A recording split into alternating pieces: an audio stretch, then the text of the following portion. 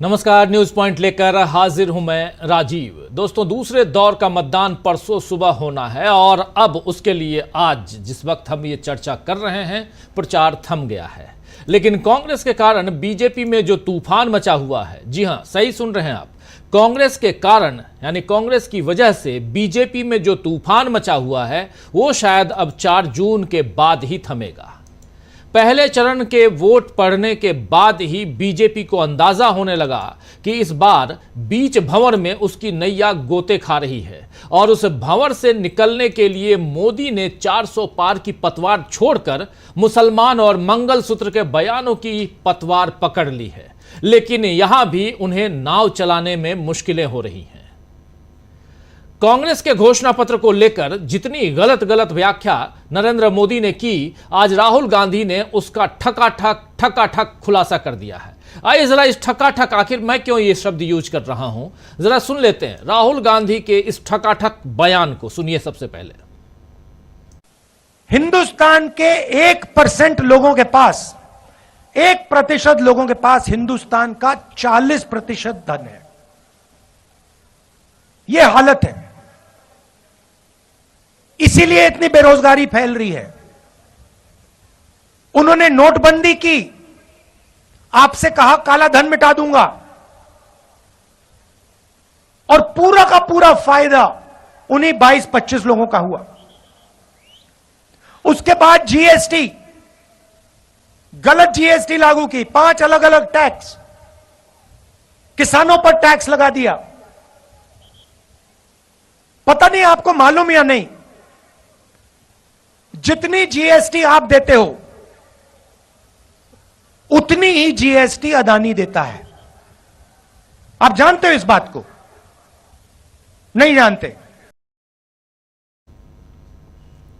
तो मोदी 2-3 दिनों से लोगों को डरा रहे हैं कि आपसे आपकी संपत्ति छीन ली जाएगी, लेकिन राहुल गांधी ने आज बता दिया कि वो देश के लाखों लोगों को लखपति बनाएंगे और युवाओं और महिलाओं के खाते में रुपए जाएंगे। ये कांग्रेस कह रही है। आज राहुल गांधी ने महाराष्ट्र में सोलापुर में नोटबंदी, जीएसटी और काले धन को लेकर भी मोदी सरकार की असलियत जनता के सामने खोलकर रख दी थी। ये जो अभी आप बाइट सुन रहे थे, उसी की वानगी आप सुन रहे थे। और इसके अलावा यहाँ आप देखिए कि मोदी एक तरफ जहां हवाई बातें कहकर लोगों को डरा रहे हैं और हिंदू मुसलमान में शक पैदा करवा रहे हैं, वहीं राहुल गांधी पूरे आंकड़ों के साथ अपनी बात रख रहे हैं। आज दिल्ली में सामाजिक न्याय सम्मेलन में भी राहुल गांधी ने कांग्रेस के घोषणा पत्र में जिस न्याय की बात की गई है उसका खुलासा किया है। इसके साथ ही आज एक नए अंदाज में उन्होंने उस सवर्ण मीडिया को घेरा जो राहुल गांधी को पार्ट टाइमर या नॉन सीरियस पॉलिटिशियन कहता रहा है। सुनिए जरा राहुल गांधी क्या कुछ कह रहे हैं इस मसले पे यहां दिल्ली के सामाजिक न्याय सम्मेलन में। महीने के 8,500 रुपए फिर मीडिया में मेरे बारे में कहते थे कि पॉलिटिक्स में इंटरेस्टेड नहीं है, नॉन सीरियस है। आपने देखा होगा मीडिया में 24 घंटा non serious. MNREGA non serious, जमीन अधिकरण bill non serious, Niyamgiri non serious, Bhatta Parsaul non serious, Amitabh Bachchan, Aishwarya Rai, Virat Kohli serious. तो राहुल गांधी ने आज कई तरह से बीजेपी पर तीखा हमला बोला है। इधर बीजेपी ने आज सैम पित्रोदा के एक बयान को लेकर बवाल मचाना शुरू किया तो फिर उसका सच भी सामने आ गया। सैम पित्रोदा ने भारत में विरासत जो है यानी संपत्ति जो है उसके बंटवारे को लेकर क्या कुछ कहा था और कैसे उसको नैरेट किया गया हिंदुस्तान में, ये सुबह से हिंदुस्तान देख रहा है। लेकिन ये जो बातें हैं ये पहले से हिंदुस्तान में दूसरे ढंग से चल रही हैं। बीजेपी नेता जयंत सिन्हा पहले ही विरासत, और वो सिर्फ नेता नहीं बल्कि मंत्री थे और फाइनेंस मिनिस्टर थे, वो राज्य मंत्री थे फाइनेंस डिपार्टमेंट के। और जयंत सिन्हा ने पहले ही विरासत टैक्स की, इनहेरिटेंस टैक्स की वकालत वो कर चुके हैं जयंत सिन्हा। मतलब ये कि बीजेपी अब एक झूठ बोलती नहीं कि उसकी पोल खोलने वाले 10 ट्वीट वीडियो के जरिए तुरंत सामने आ जाते हैं। इसका मतलब यह है कि पहले इसी सोशल मीडिया के दम पर बीजेपी ने कांग्रेस पर जो बढ़त हासिल की थी वो इस बार के चुनावों में नजर आ रही है। अब कांग्रेस भी बीजेपी को सोशल मीडिया पर बराबर की टक्कर दे रही है। वहीं जमीन पर तो कांग्रेस पहले ही आगे निकल चुकी है, यह दिखाई दे रहा है। तभी तो बीजेपी इतनी घबराई हुई लग रही है। और इसी को उजागर करते हुए आज राहुल गांधी ने कह दिया है कि मोदी को हार से डर लग रहा है। आइए जरा सुनते हैं, मोदी को हार से डर लग रहा है, यह बात कह रहे हैं राहुल गांधी। महीने के नरेंद्र मोदी जी का काम आपके ध्यान को इधर उधर करने का है। घबराए हुए हैं, डर गए हैं, क्योंकि जानते हैं कि इलेक्शन हाथ से जा रहा है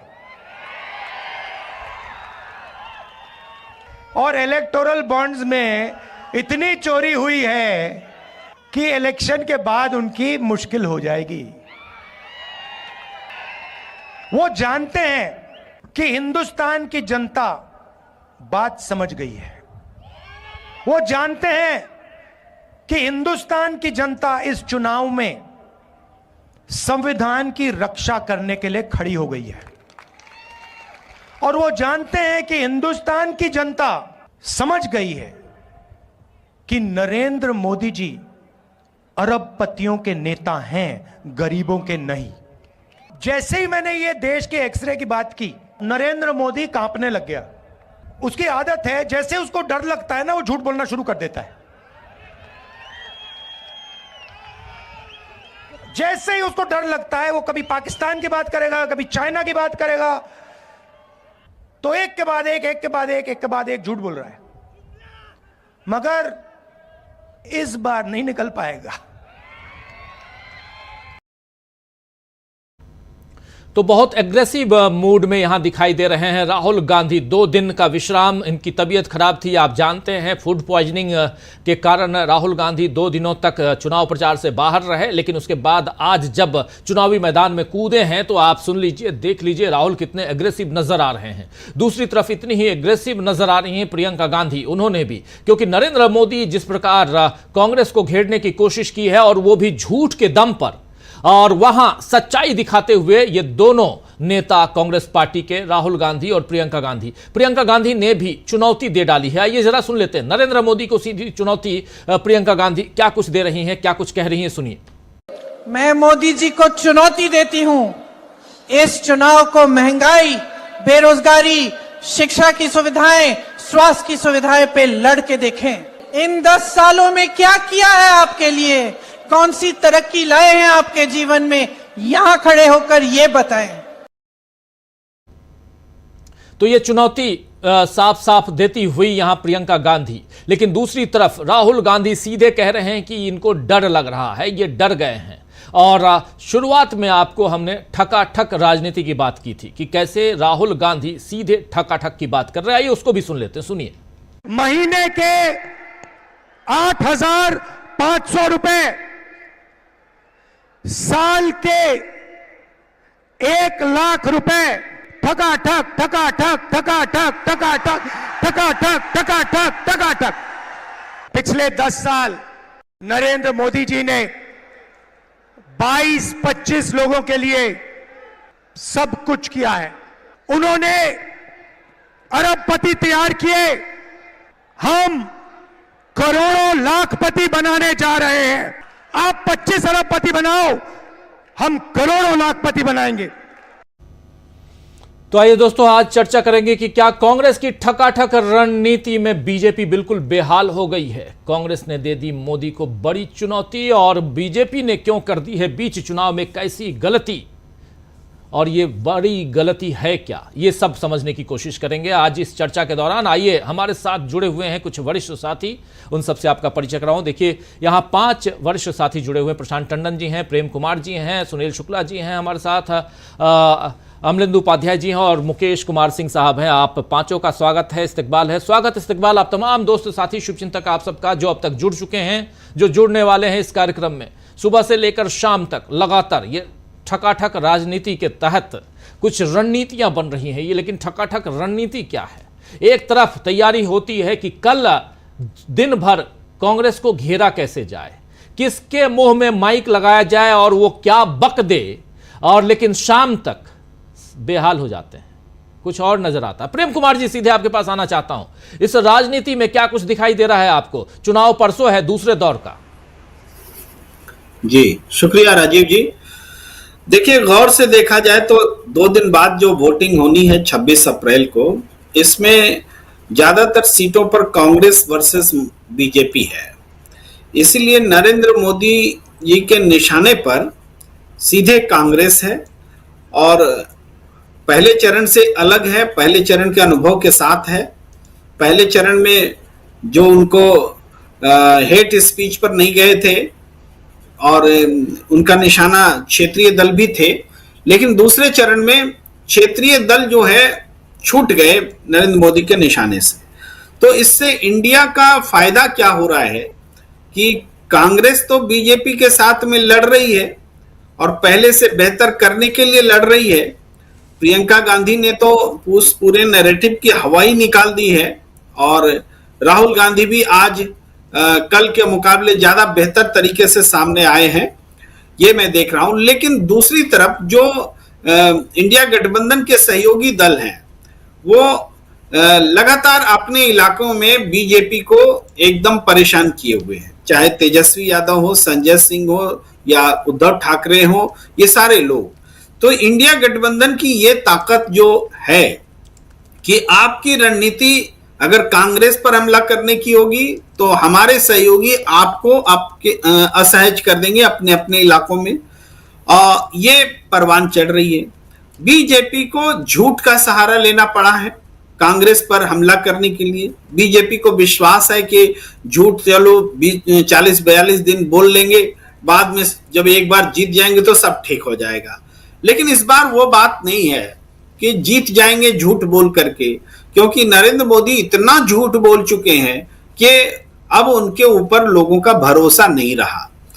अब इसी बात को देखिए कि मंगलसूत्र छीन लेंगे, ये बात आसानी से लोगों को पचती नहीं है। और इसके पैरेलल राहुल गांधी जो बोल रहे हैं, हालांकि राहुल गांधी जो समझा रहे हैं बोलचाल की भाषा में समझा रहे हैं, लेकिन फिर भी ये बात ऐसा नहीं है कि अभी बोल रहे हैं और लोग समझ जाएंगे। क्योंकि राहुल गांधी एक लंबे समय से ये बात बोल रहे हैं, समझाते रहे हैं, तो उनका वो कंटिन्यूएशन में है, इस वजह से उनकी बात समझ में आ रही है। लेकिन नरेंद्र मोदी तो अचानक बोल रहे हैं। भाई, मैनिफेस्टो जारी होने के 10 दिन बाद बोलना शुरू किया कि मैनिफेस्टो में क्या कमी है।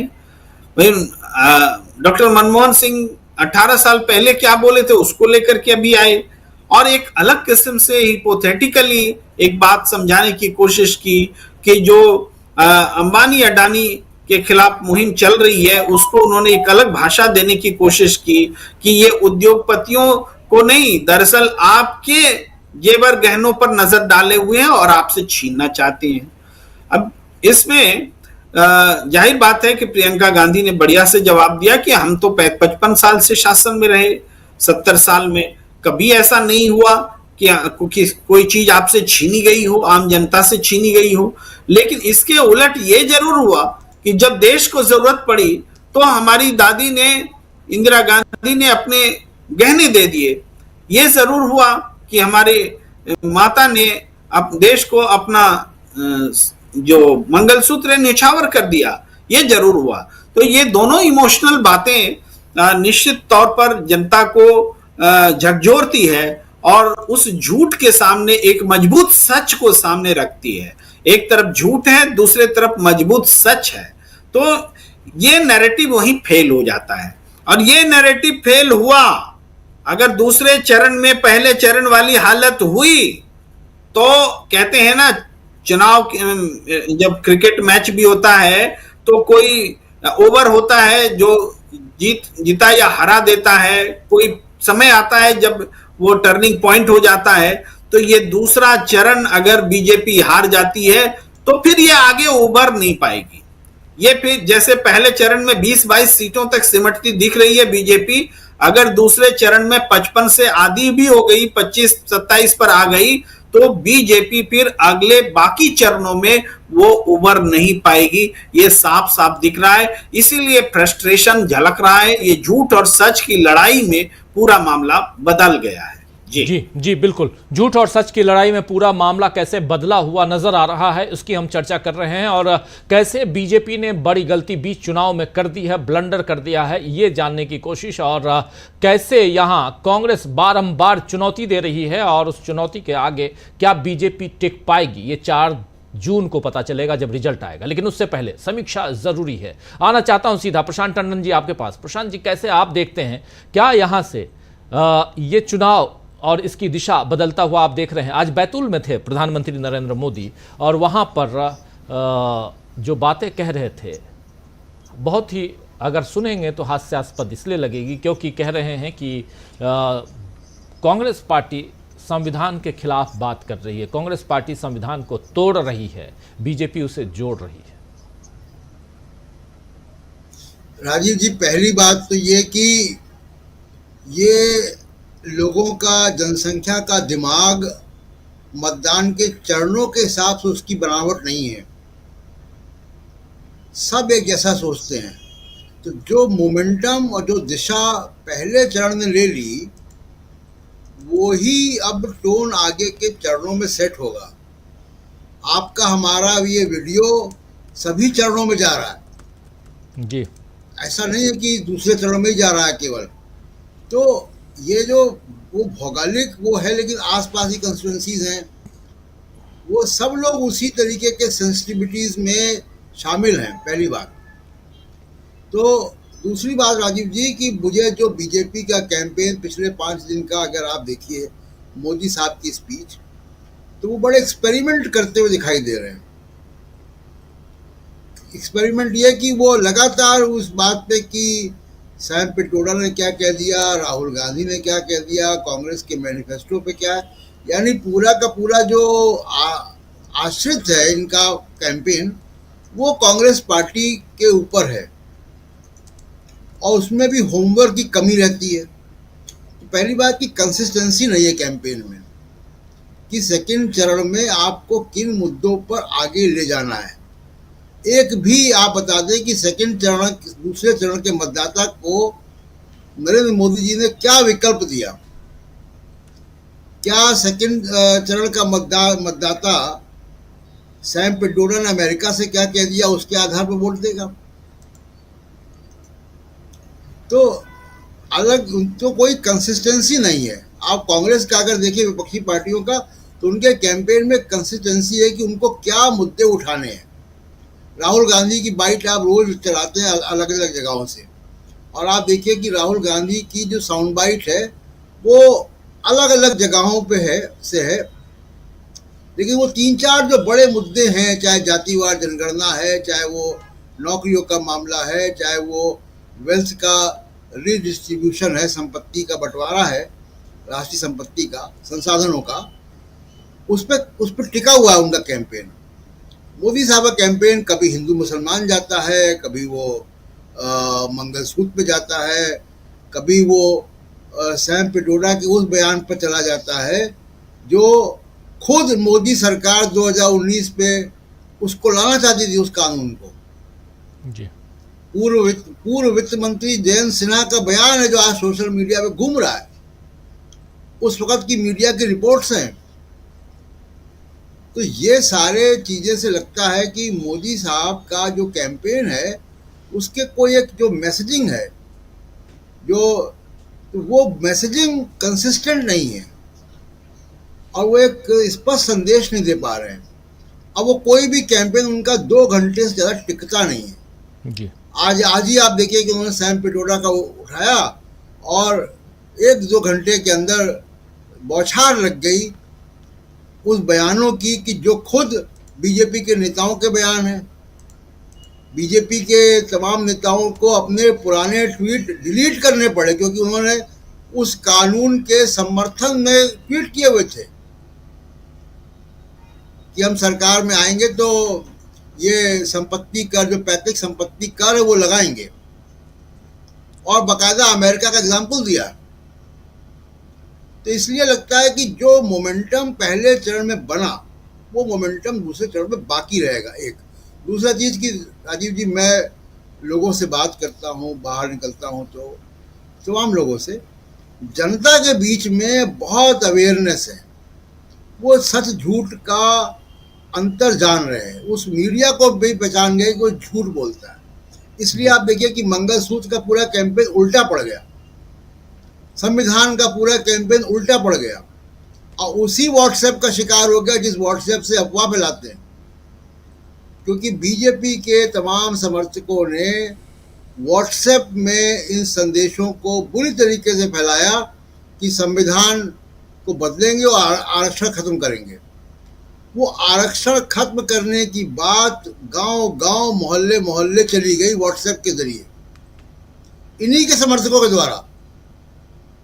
उसमें कांग्रेस पार्टी का या किसी का हाथ नहीं है। तो ये व्हाट्सएप भी जो है दुधारी तलवार है, वो कभी आपके ऊपर भी चल जाती है, वो गोली पीछे से चल गई। तो इसलिए मुझे लग रहा है कि जो मोमेंटम बना था पहले चरण पे वो मोमेंटम जारी रहेगा। और एक बार फिर मैं कह दूं कि दूसरे चरण के मतदान के बाद भी जो मोदी साहब का भाषण होगा वो दूसरे चरण का एग्जिट पोल होगा। राजीव जी, दूसरे चरण का एग्जिट पोल नरेंद्र मोदी के भाषण का इंतजार कीजिए। 26 तारीख को पोलिंग है सेकेंड फेज की, और उसके बाद नरेंद्र मोदी का जो पहला भाषण होगा उससे आप समझ जाएंगे कि दूसरे पोल में हुआ क्या है, ये कह रहे हैं प्रशांत टंडन जी। और लेकिन उससे पहले फेज के बाद नरेंद्र मोदी ने जितनी बातें कही हैं उसको कैसे यहाँ खारिज करते हुए और उस पर प्रहार करते हुए कांग्रेस पार्टी, आपने उसकी कुछ वानगी देखी है। एक मंगलसूत्र का जिक्र आया, मंगलसूत्र पर कल देर शाम कहें तो प्रियंका गांधी ने जबरदस्त हमला बोला था। आइए जरा उस बाइट को सुन लेते हैं। प्रियंका गांधी मंगलसूत्र पर कह क्या रही हैं और यहां से कैसे आज बिल्कुल बेपटरी होती हुई भाजपा दिखाई दी और एक नया मसाला सामने लाया गया। सैम पित्रोदा की तरफ से विरासत टैक्स की बात हुई, इनहेरिटेंस टैक्स, लेकिन क्या उस टैक्स की भी पोल खुल गई? जो अभी कह रहे थे प्रशांत टंडन जी कि ये बात तो ऑलरेडी 2019 में 18-19 में जयंत सिन्हा जो उस समय फाइनेंस मिनिस्टर थे, राज्य मंत्री थे, और उन्होंने ये प्रस्ताव दिया था और इसके समर्थन में कई सारे ढेर सारे बीजेपी के नेताओं ने, मंत्रियों ने उस पर प्रतिक्रिया दी थी, उसे रीट्वीट किया था, ट्वीट किया था, अपनी अपनी बातें रखी थी। उन सबको आज उन्हें डिलीट क्यों करना पड़ रहा है? सुनते हैं पहले तो कैसे एक एक करके आप लेके आते हैं, नैरेटिव सेट करने की कोशिश, बेपटरी होके अगले पिच की तैयारी में लग जाते हैं। सुनिए जरा प्रियंका गांधी को मंगलसूत्र पे। कैसी कैसी बहकी बहकी बातें पिछले 2 दिनों में अब यह शुरू हुआ है कि कांग्रेस पार्टी चाहती है कि आपके मंगलसूत्र और आपका सोना आपसे छीन ले। 70 सालों से यह देश स्वतंत्र है, 55 सालों के लिए कांग्रेस की सरकार रही है। किसी ने आपसे सोना छीना, आपके मंगलसूत्र छीने? इंदिरा गांधी ने अपना सोना, जब जंग हुई थी, अपना सोना देश को दिया। मेरी मां का मंगलसूत्र इस देश को कुर्बान हुआ है। इंदिरा गांधी ने जब देश को जरूरत पड़ी उस समय अपना सोना दिया। मां का सोना, मंगलसूत्र मां का देश के नाम कुर्बान हुआ है। छोटी बात नहीं कह रही हैं और यहीं से कल की बात कल ही डिरेल हो गई और आज एक नई बात लानी पड़ी। कल का इंतजार करते हैं कि कल क्या कुछ होता है, लेकिन ये चलता रहेगा, राजनीति है। जहां ठकाठक राजनीति भी चल रही है और ये घिसी-पिटी राजनीति भी चल रही है। लेकिन इस राजनीति में कौन आगे निकल रहा है, कौन पिछड़ रहा है, और जो राहुल गांधी बात कह रहे हैं, एक बार जरा उस बात को भी सामने लाना चाहता हूं। और उसके बाद मुकेश कुमार सिंह साहब आपके पास आऊंगा जल्दी से। राहुल गांधी की एक बाइट अभी हमने सुनाई थी जिसमें उन्होंने मोदी हार रहे हैं ये कह रहे थे। ये कॉन्फिडेंस क्यों राहुल गांधी में है, ये आप लोगों के जरिए मुकेश जी, फिर सुनील शुक्ला जी, आप लोगों के जरिए समझूंगा। जरा राहुल गांधी सीधे सीधे मोदी की बात अभी से थोड़ी देर पहले सुनाया था, और आज ही उन्होंने कोल्हापुर में, मुझे शायद याद आ रहा है, ध्यान आ रहा है, सोलापुर उन्होंने आज महाराष्ट्र में उन्होंने भाषण दिया है राहुल गांधी ने, और साफ साफ वो कह रहे हैं कि मोदी हार रहे हैं, और साफ सीधा सुनिए। हिंदुस्तान के 1% लोगों के पास, 1% लोगों के पास हिंदुस्तान का 40% धन है। यह हालत है, इसीलिए इतनी बेरोजगारी फैल रही है। उन्होंने नोट, नरेंद्र मोदी जी का काम आपके ध्यान को इधर उधर करने का है। घबराए हुए हैं, डर गए हैं, क्योंकि जानते हैं कि इलेक्शन हाथ से जा रहा है और इलेक्टोरल बॉन्ड्स में इतनी चोरी हुई है कि इलेक्शन के बाद उनकी मुश्किल हो जाएगी। वो जानते हैं कि हिंदुस्तान की जनता बात समझ गई है। वो जानते हैं कि हिंदुस्तान की जनता इस चुनाव में संविधान की रक्षा करने के लिए खड़ी हो गई है, और वो जानते हैं कि हिंदुस्तान की जनता समझ गई है कि नरेंद्र मोदी जी अरबपतियों के नेता हैं, गरीबों के नहीं। जैसे ही मैंने ये देश के एक्सरे की बात की, नरेंद्र मोदी कांपने लग गया। उसकी आदत है, जैसे उसको डर लगता है ना, वो झूठ बोलना शुरू कर देता है। जैसे ही उसको डर लगता है, वो कभी पाकिस्तान की बात करेगा, कभी चाइना की बात करेगा, तो एक के बाद एक झूठ बोल रहा है। मगर इस बार नहीं निकल पाएगा। सुन रहे थे मुकेश जी, राहुल गांधी का कॉन्फिडेंस, पाकिस्तान की बात करेगा, कभी चाइना की बात करेगा, इधर उधर की बात करेगा, और ये डर है। यहीं से समझना चाहता हूं ये कॉन्फिडेंस राहुल गांधी में कैसे आया। यानी इस चुनाव में क्या राहुल गांधी इतने कॉन्फिडेंस में हैं कि ये चुनाव कांग्रेस पार्टी जीत रही है, और अगर इतना कॉन्फिडेंस है तो क्यों है, उसके क्या कारण हो सकते हैं मुकेश? मुझे लगता है राजीव कि बहुत अच्छे ढंग से राहुल ने अपनी बातचीत में ये बात आम लोगों के समझने लायक समझा दिया है। तो वो ये है कि प्रधानमंत्री जी मोदी जी का ये ट्रैक रिकॉर्ड रहा है, खासतौर से 10 साल का रहा, तो उससे पहले का भी है, गुजरात मॉडल में भी, लेकिन उसके बाद भी, कि जब कभी वो कहीं घिरते हैं तो वो सिवाय झूठ बोलने के कुछ नहीं करते। वो हमेशा स्टोरी को कॉन्कॉक्ट करते हैं, गढ़ते हैं, उसमें झूठ होता है, और वो 50 बार, सैकड़ों बार मैं समझता हूं कि वो एक्सपोज हो चुके हैं। यही वो वजह है। एक दूसरी बात ये कि देखिए, राजनीति के अखाड़े में नेताओं की बॉडी लैंग्वेज बता देती है। याद करिए आप, यही नरेंद्र मोदी किसी जमाने में कैसे बोलते थे मंच पे, खाली क्या उनके चेहरे की भाव भंगिमा होती थी जब वो बोलते थे अच्छे दिन, उधर से जनता बोलती थी आने वाले। और आज स्थिति क्या है? आज स्थिति यह है कि वो सिवाय झूठ। अब देखिए, प्रियंका गांधी ने जो मजम्मत की उनकी, क्या इस तथ्य को कोई झुठला सकता है? कहाँ लिखी है मंगल सूत्र की बात, कहाँ लिखी है सोने की बात? जितने नॉन इश्यूज हैं, जितनी असत्य बातें हैं, उनको अगर आप ढूंढ ढूंढ के लाएंगे और उसे अपने भाषण का नैरेटिव बनाएंगे।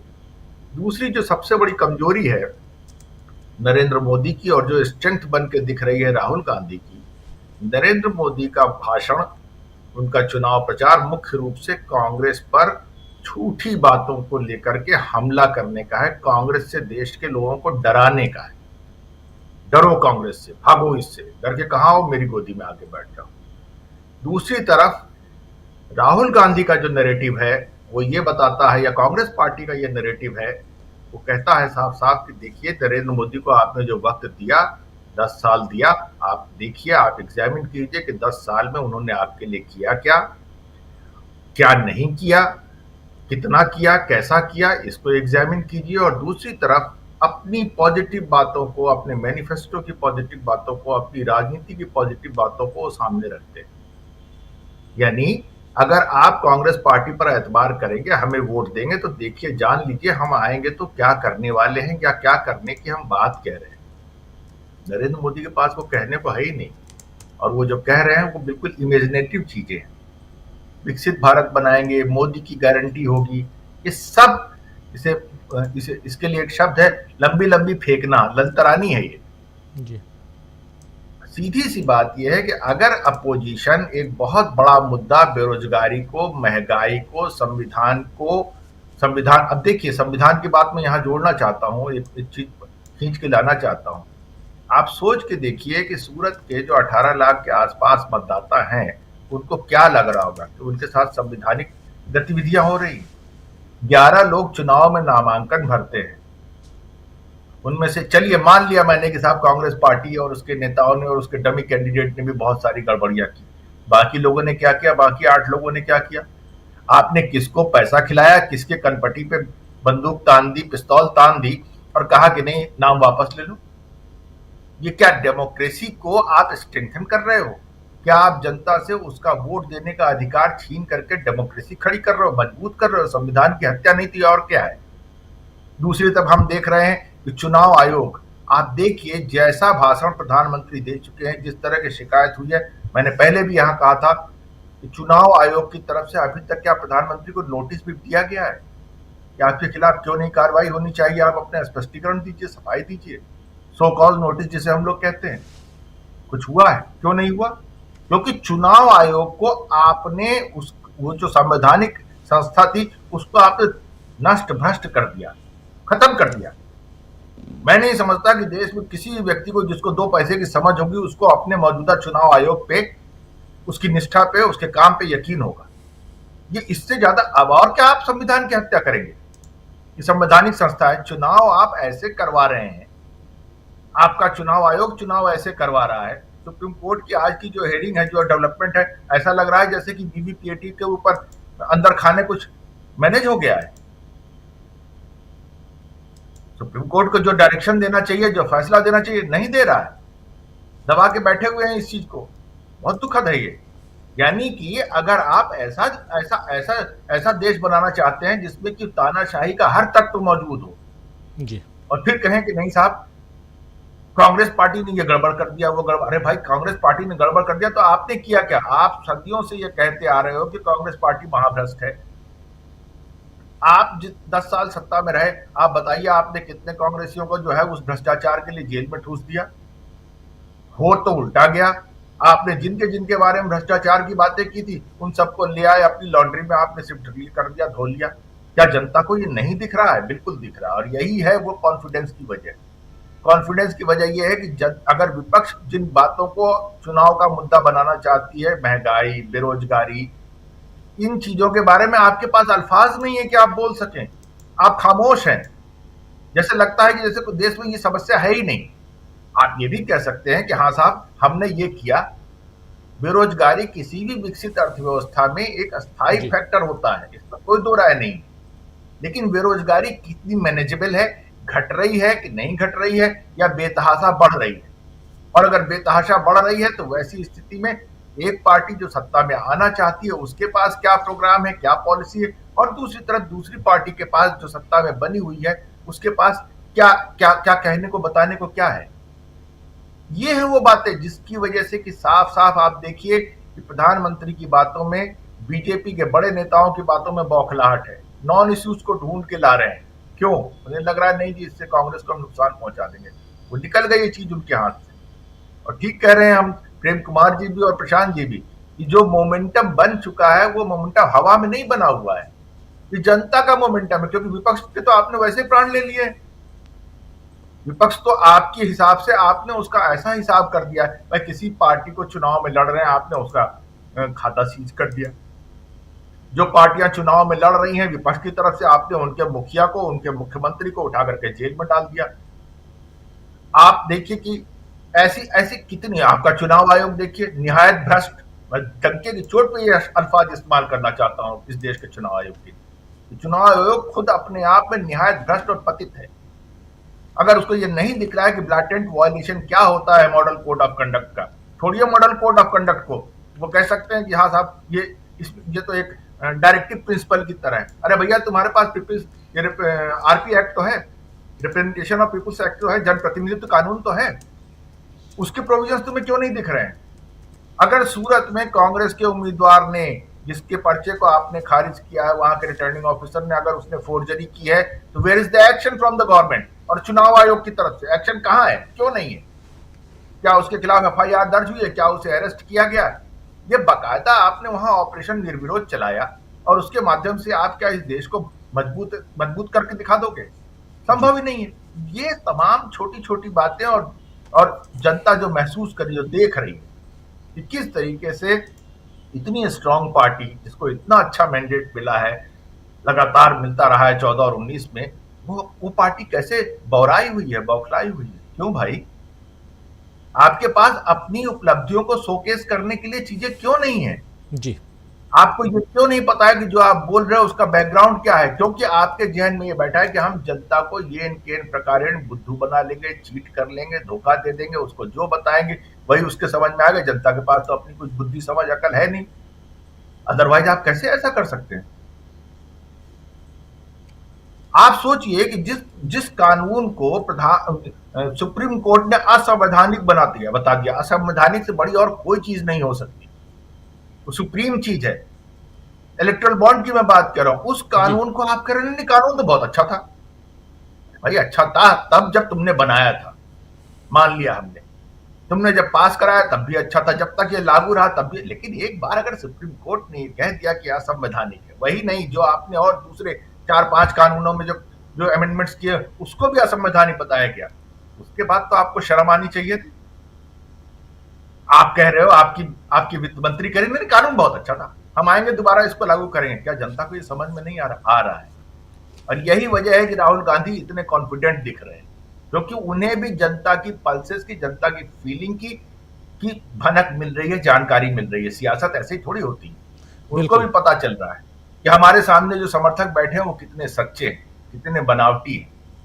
इतने कम रिसोर्स में चुनाव लड़ने वाली पार्टी, मुझे नहीं लगता कि कांग्रेस पार्टी ने इतने कम रिसोर्स में पहले कभी चुनाव लड़ा है जितना चुनाव वो 2024 में लड़ रही है। और इतने कम रिसोर्स में लड़ते हुए भी अगर वो अपना इंपैक्ट दिखा रही है, अगर इस देश की सबसे मजबूत पार्टी और सबसे मजबूत नेता अपने आप को समझने वाले नरेंद्र मोदी की नाक में दम कर रखा है, ये सिर्फ इसीलिए क्योंकि उनका नैरेटिव सही रास्ते पे, सही रास्ते पे नहीं होगा तो बात आपकी नहीं पहुंचेगी। जी राजीव।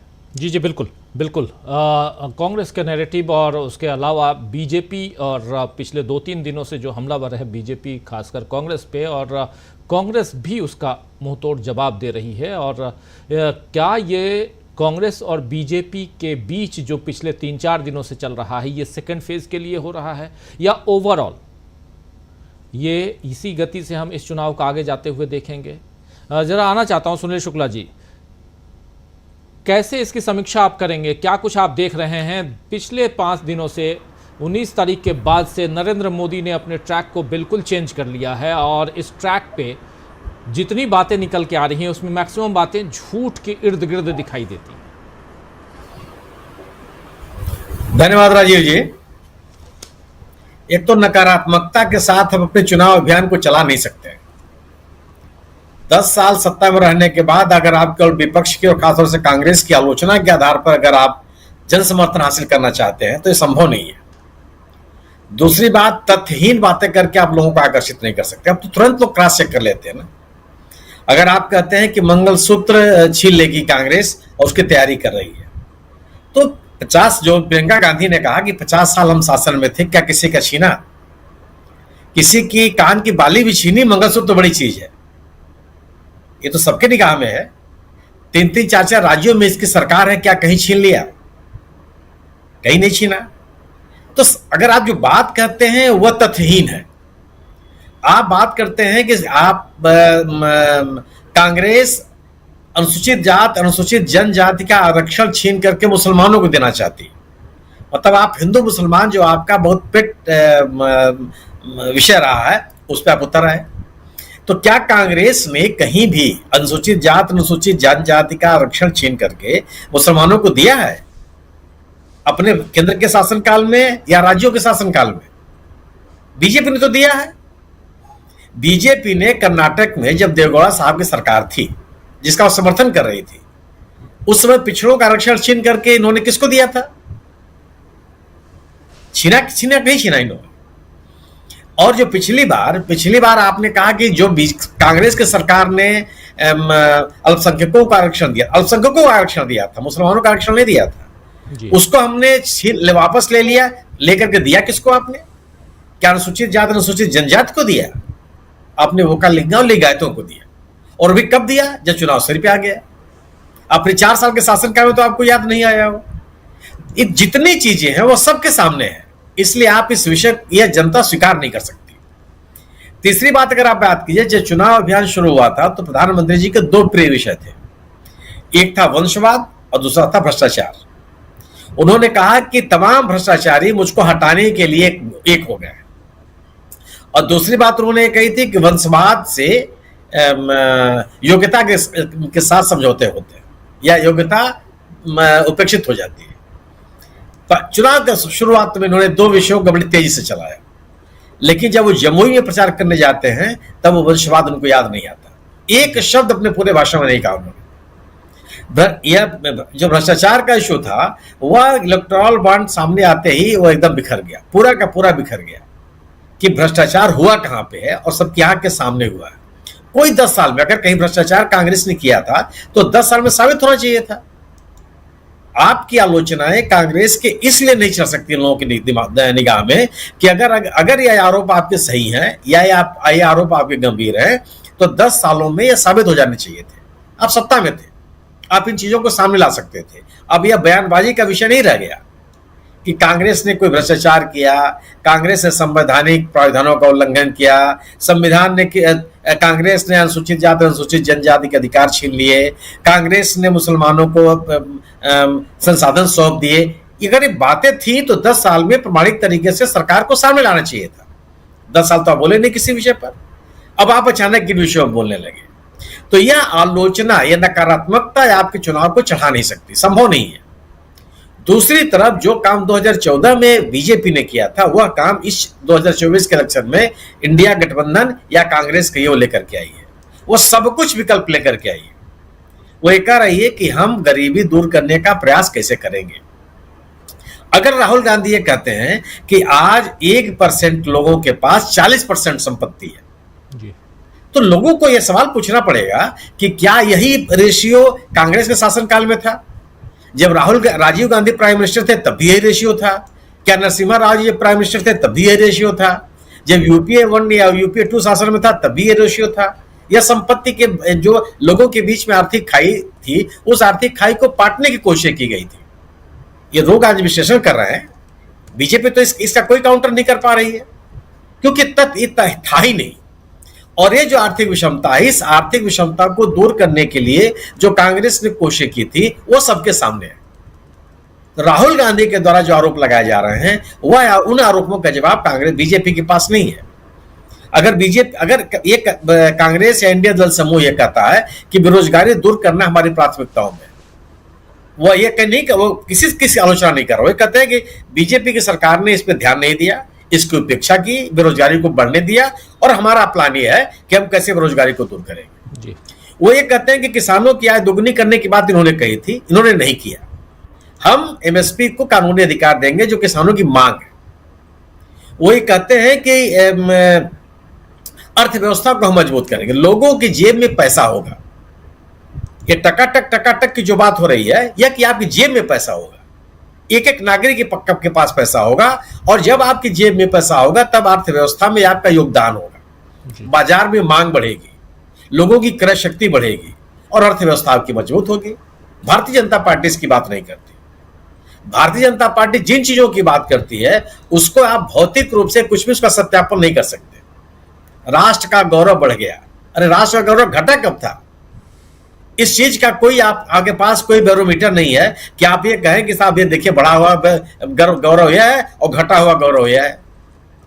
इस तरह की जो बातें होती है, आपको चंद्रयान जब लैंड किया था तो आपको गौरव हुआ कि नहीं हुआ, इन विषयों पर आप अपनी बात को आगे नहीं बढ़ा सकते। जनता को इससे कोई मतलब नहीं है।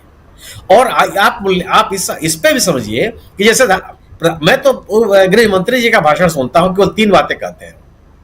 370 हमने खत्म कर दिया, राम मंदिर का हमने निर्माण करा दिया और समान नागरिक संहिता हम लागू कर रहे हैं। 3 बातें उनके हर भाषण में होती है। मैं लगातार उनके भाषणों को सुनता हूं कि ये तीनों से अलग कोई बात कहे, अखबारों में पढ़ता हूं कि कहीं कोई और अन्य कोई बात कही।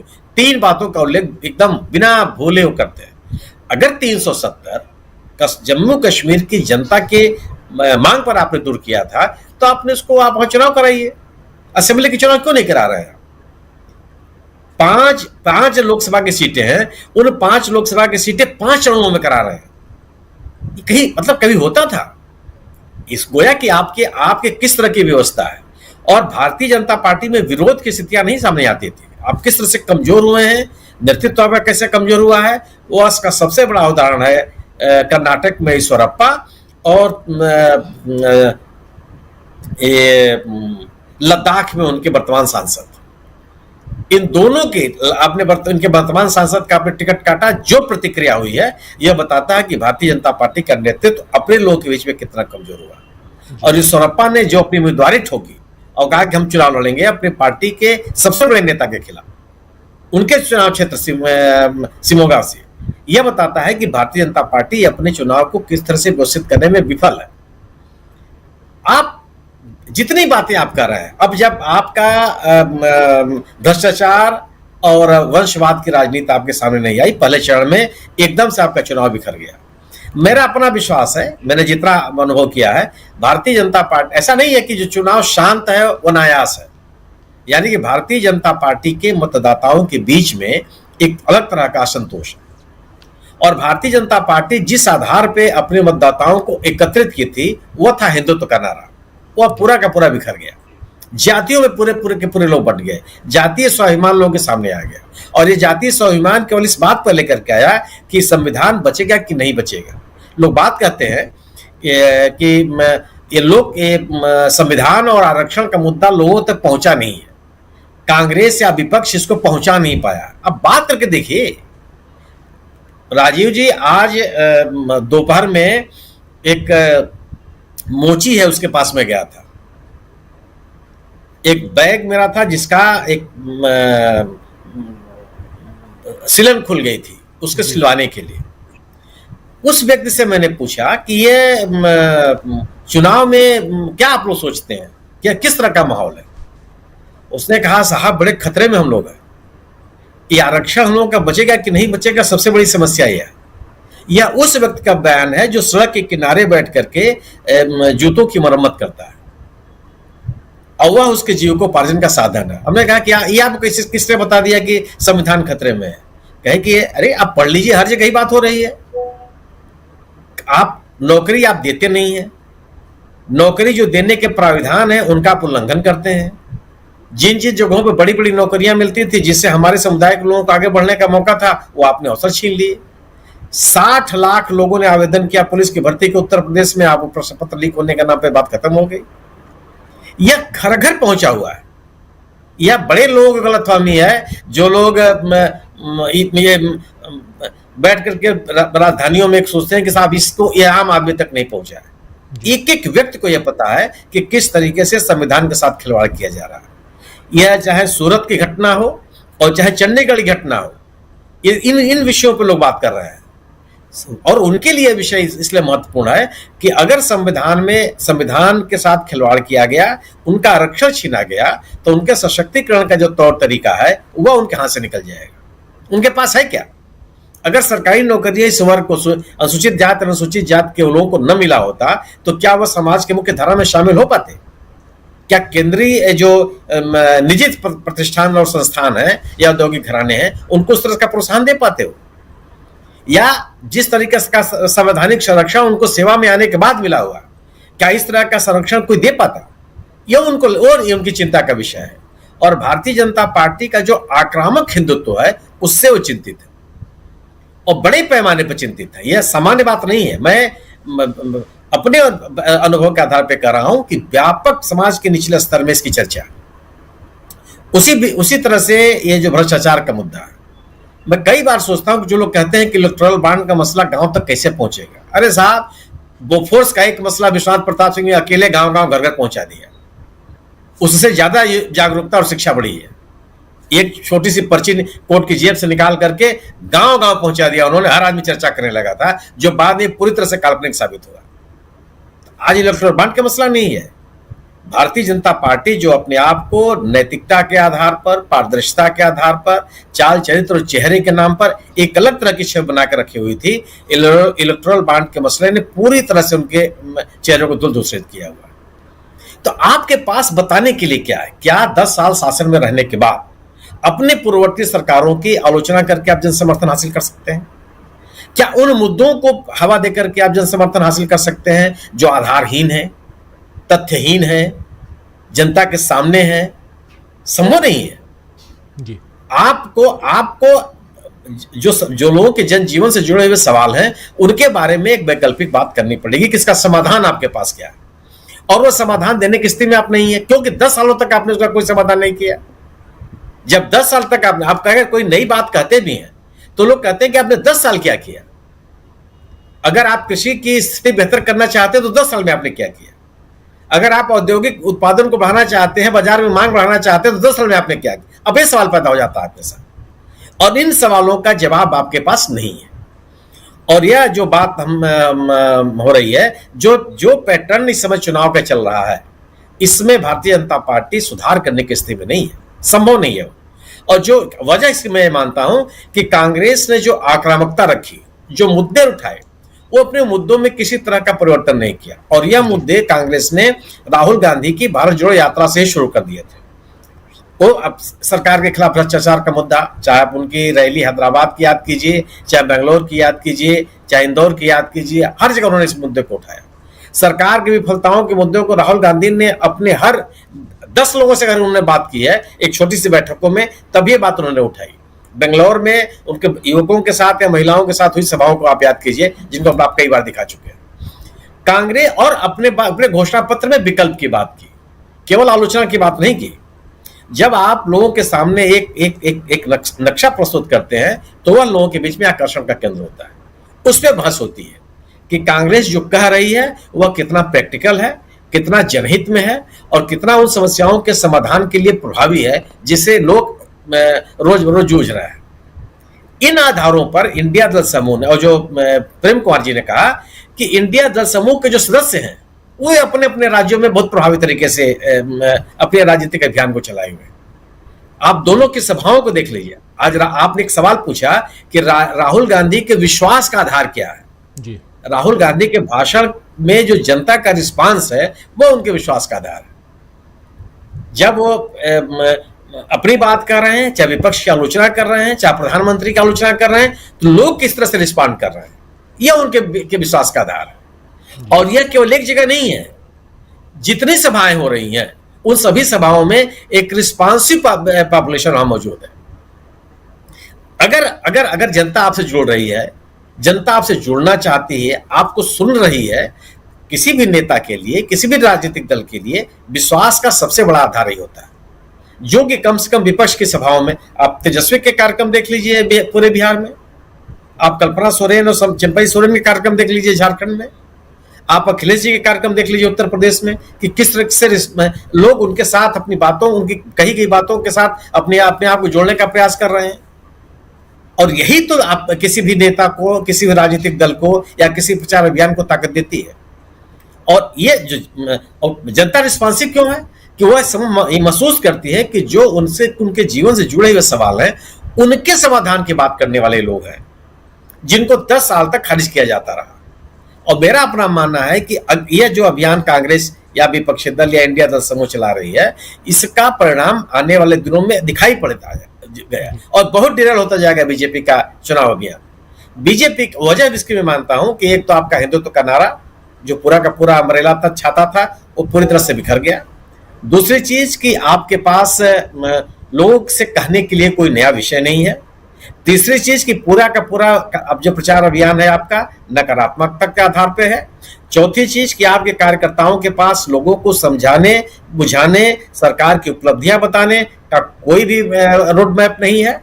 और पांचवी बात कि आप जो आपका संगठन है वो संगठन भी पूरी तरह से शिथिल है, उत्साहहीन है। जी बिल्कुल बिल्कुल, 5 पॉइंट में आपने तमाम बातें यहाँ रख दी हैं सुनील शुक्ला जी, और यही समझने की ज़रूरत है कि ये चुनाव जा किधर रहा है, ये बहुत ज़रूरी है। अमलेंदु उपाध्याय जी, आपको क्या लगता है, आप परसों सेकंड फेज कहाँ देखते हैं? सेकंड फेज को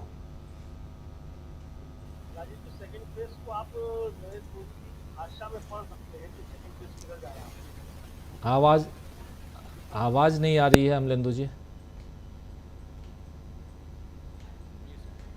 जी माइक आपका शायद ठीक नहीं है। प्रेम कुमार जी, चलिए तब जब तक अमलेंदु जी आते हैं, प्रेम कुमार जी यही सवाल आपके साथ भी आपके पास भी लेके आना चाहता हूं कि ये चुनाव सेकेंड फेज, फर्स्ट फेज के बाद सेकेंड फेज, इतनी मेहनत नरेंद्र मोदी कर रहे हैं, क्या सेकेंड फेज उस दिशा में जाता हुआ दिखाई देता है?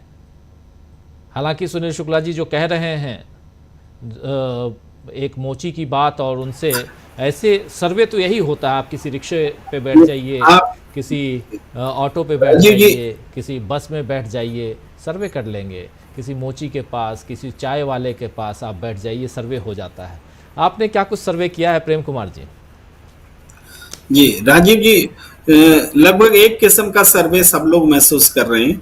महाराष्ट्र से भी हमारे साथी जो बता रहे हैं कि जो बीच में जाते हैं लोगों से बात करते हैं, सुनील शुक्ला जी जो अनुभव बता रहे हैं, बिहार में हमारे साथी जो बता रहे हैं, हम स्वयं जब आसपास जाते हैं तो एक कॉमन बात वो है कि इस बार अगर मोदी आ गए तो संविधान नहीं बचेगा, लोकतंत्र नहीं बचेगा, और कुछ लोग आरक्षण नहीं बचेगा।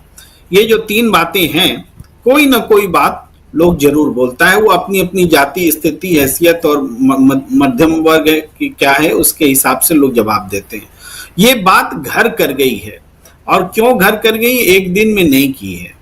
और इस चुनाव के बारे में जो आप कह रहे हैं सेकेंड फेज में, तो प्रशांत टंडन जी ने जो बात कही कि जो पहले दौर में टोन सेट हो जाता है वो टोन लगभग बरकरार रहता है, तो वो काफी हद तक सही है।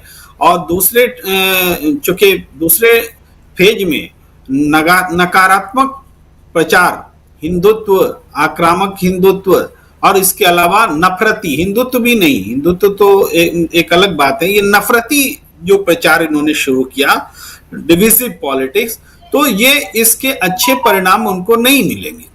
देखिए अब तक नरेंद्र मोदी जीते, 2019 में भी जीते, जब रिपीट हुई उनकी सरकार, तब उन्होंने जैसे पुलवामा वाला हमला था तो उसको पॉजिटिव वे में पेश किया था, राष्ट्रवाद के रूप में। एक उसका जवाब नहीं था विपक्ष के पास, तत्काल उसकी कोई तैयारी नहीं थी। अलग बात है कि उसमें क्या झूठ था सच था, लेकिन जनता की भावना को उभारने में सफल रहा था, और उस समय जवाब नहीं सूझ रहा था। आज तो सबके पास जवाब है। एक आम आदमी भी बोल रहा है मंगलसूत्र के बारे में नरेंद्र मोदी बोलेगा, भाई जो अपनी पत्नी को छोड़े हुए, ये आम भाषा है। मतलब हम लोग तो ऐसी भाषा नहीं बोलते, ये आम भाषा है। तो दूसरी तरफ से प्रियंका गांधी जी ने पॉलिटिकली बहुत शानदार जवाब दे दिया। अब इसके अलावा राहुल गांधी अपनी बातों पर, अपनी पार्टी की लाइन पर और पूरे राजनीति को बदलने का जो उन्होंने एक लंबा गोल रखा है, उस पर वो लगातार बने हुए हैं। तो इस कारण भारतीय जनता पार्टी के पास आज कोई ऐसा चुनावी मुद्दा ही नहीं है जिस पर जनता उसको वोट करे। भारतीय जनता पार्टी को राम मंदिर के मुद्दे पर वोट कर सकती थी जनता, लेकिन राम मंदिर के मुद्दे में भी इतनी छीछा लेदर हो गई है, क्योंकि हर तरीके से उन्होंने इतना प्रचार करने की कोशिश की कि राम को हम ही लाए हैं, तो उसकी एक प्रतिक्रिया होनी शुरू हुई। कुछ लोग कह रहे थे कि अगर बीजेपी ने राम मंदिर के उद्घाटन के तुरंत आसपास चुनाव करा लिया होता तो उनको अच्छा नतीजा मिलता है। बीजेपी के किसी नेता की बाइट हमने सुनी थी, वो कह रहे थे, तो ये शायद सही था। तो इतनी आलोचना और समझने का मौका नहीं मिलता। अब ये इतना लोग समझ चुके हैं कि ये तो राम मंदिर का उद्घाटन ही इन्होंने चुनाव को देख के कराया, मुहूर्त नहीं देखा, शंकराचार्य नहीं बुलाया, जमीन में भ्रष्टाचार, हर जगह हम ही रहेंगे, पत्नी को साथ में नहीं बिठाया, इस तरह से बातें करती हैं। भाई कोई आदमी ये भूला थोड़े है कि आनंदी बेन जी के पति ने लाल कृष्ण आडवाणी जी को चिट्ठी लिखी थी? कोई भूला है क्या कि भाई मेरी पत्नी जो है मैं मिल नहीं पाता हूं, कब्जे में है किसी के, मैं नाम नहीं लेना चाहता, लेकिन लिखा था।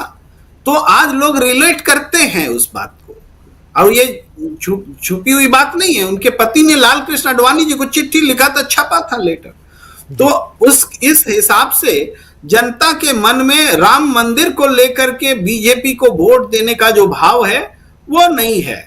हाँ, आसपास के लोग उसको पर्यटकीय नजर से जोड़ करके बीजेपी पेश करती है, तो लोकल तो उस पर भी गुस्सा है कि भाई हमारा धर्म का स्थल है कि ये पर्यटन का केंद्र है, पर्यटन में तो लोग मौज मस्ती के लिए आएंगे, हमारा पवित्र स्थल है, वो भी एक भावना है। तो राम मंदिर जो है मुद्दा नहीं बन पाया। अब ये मुद्दा क्या बनता? तो ये मुद्दा बनाने की कोशिश करें कांग्रेस का कुशासन। अरे 10 साल पहले, 10 साल से आप शासन में हैं और कुशासन कांग्रेस का बता रहे हैं, तो यह बात भी जनता को हजम नहीं हो रही।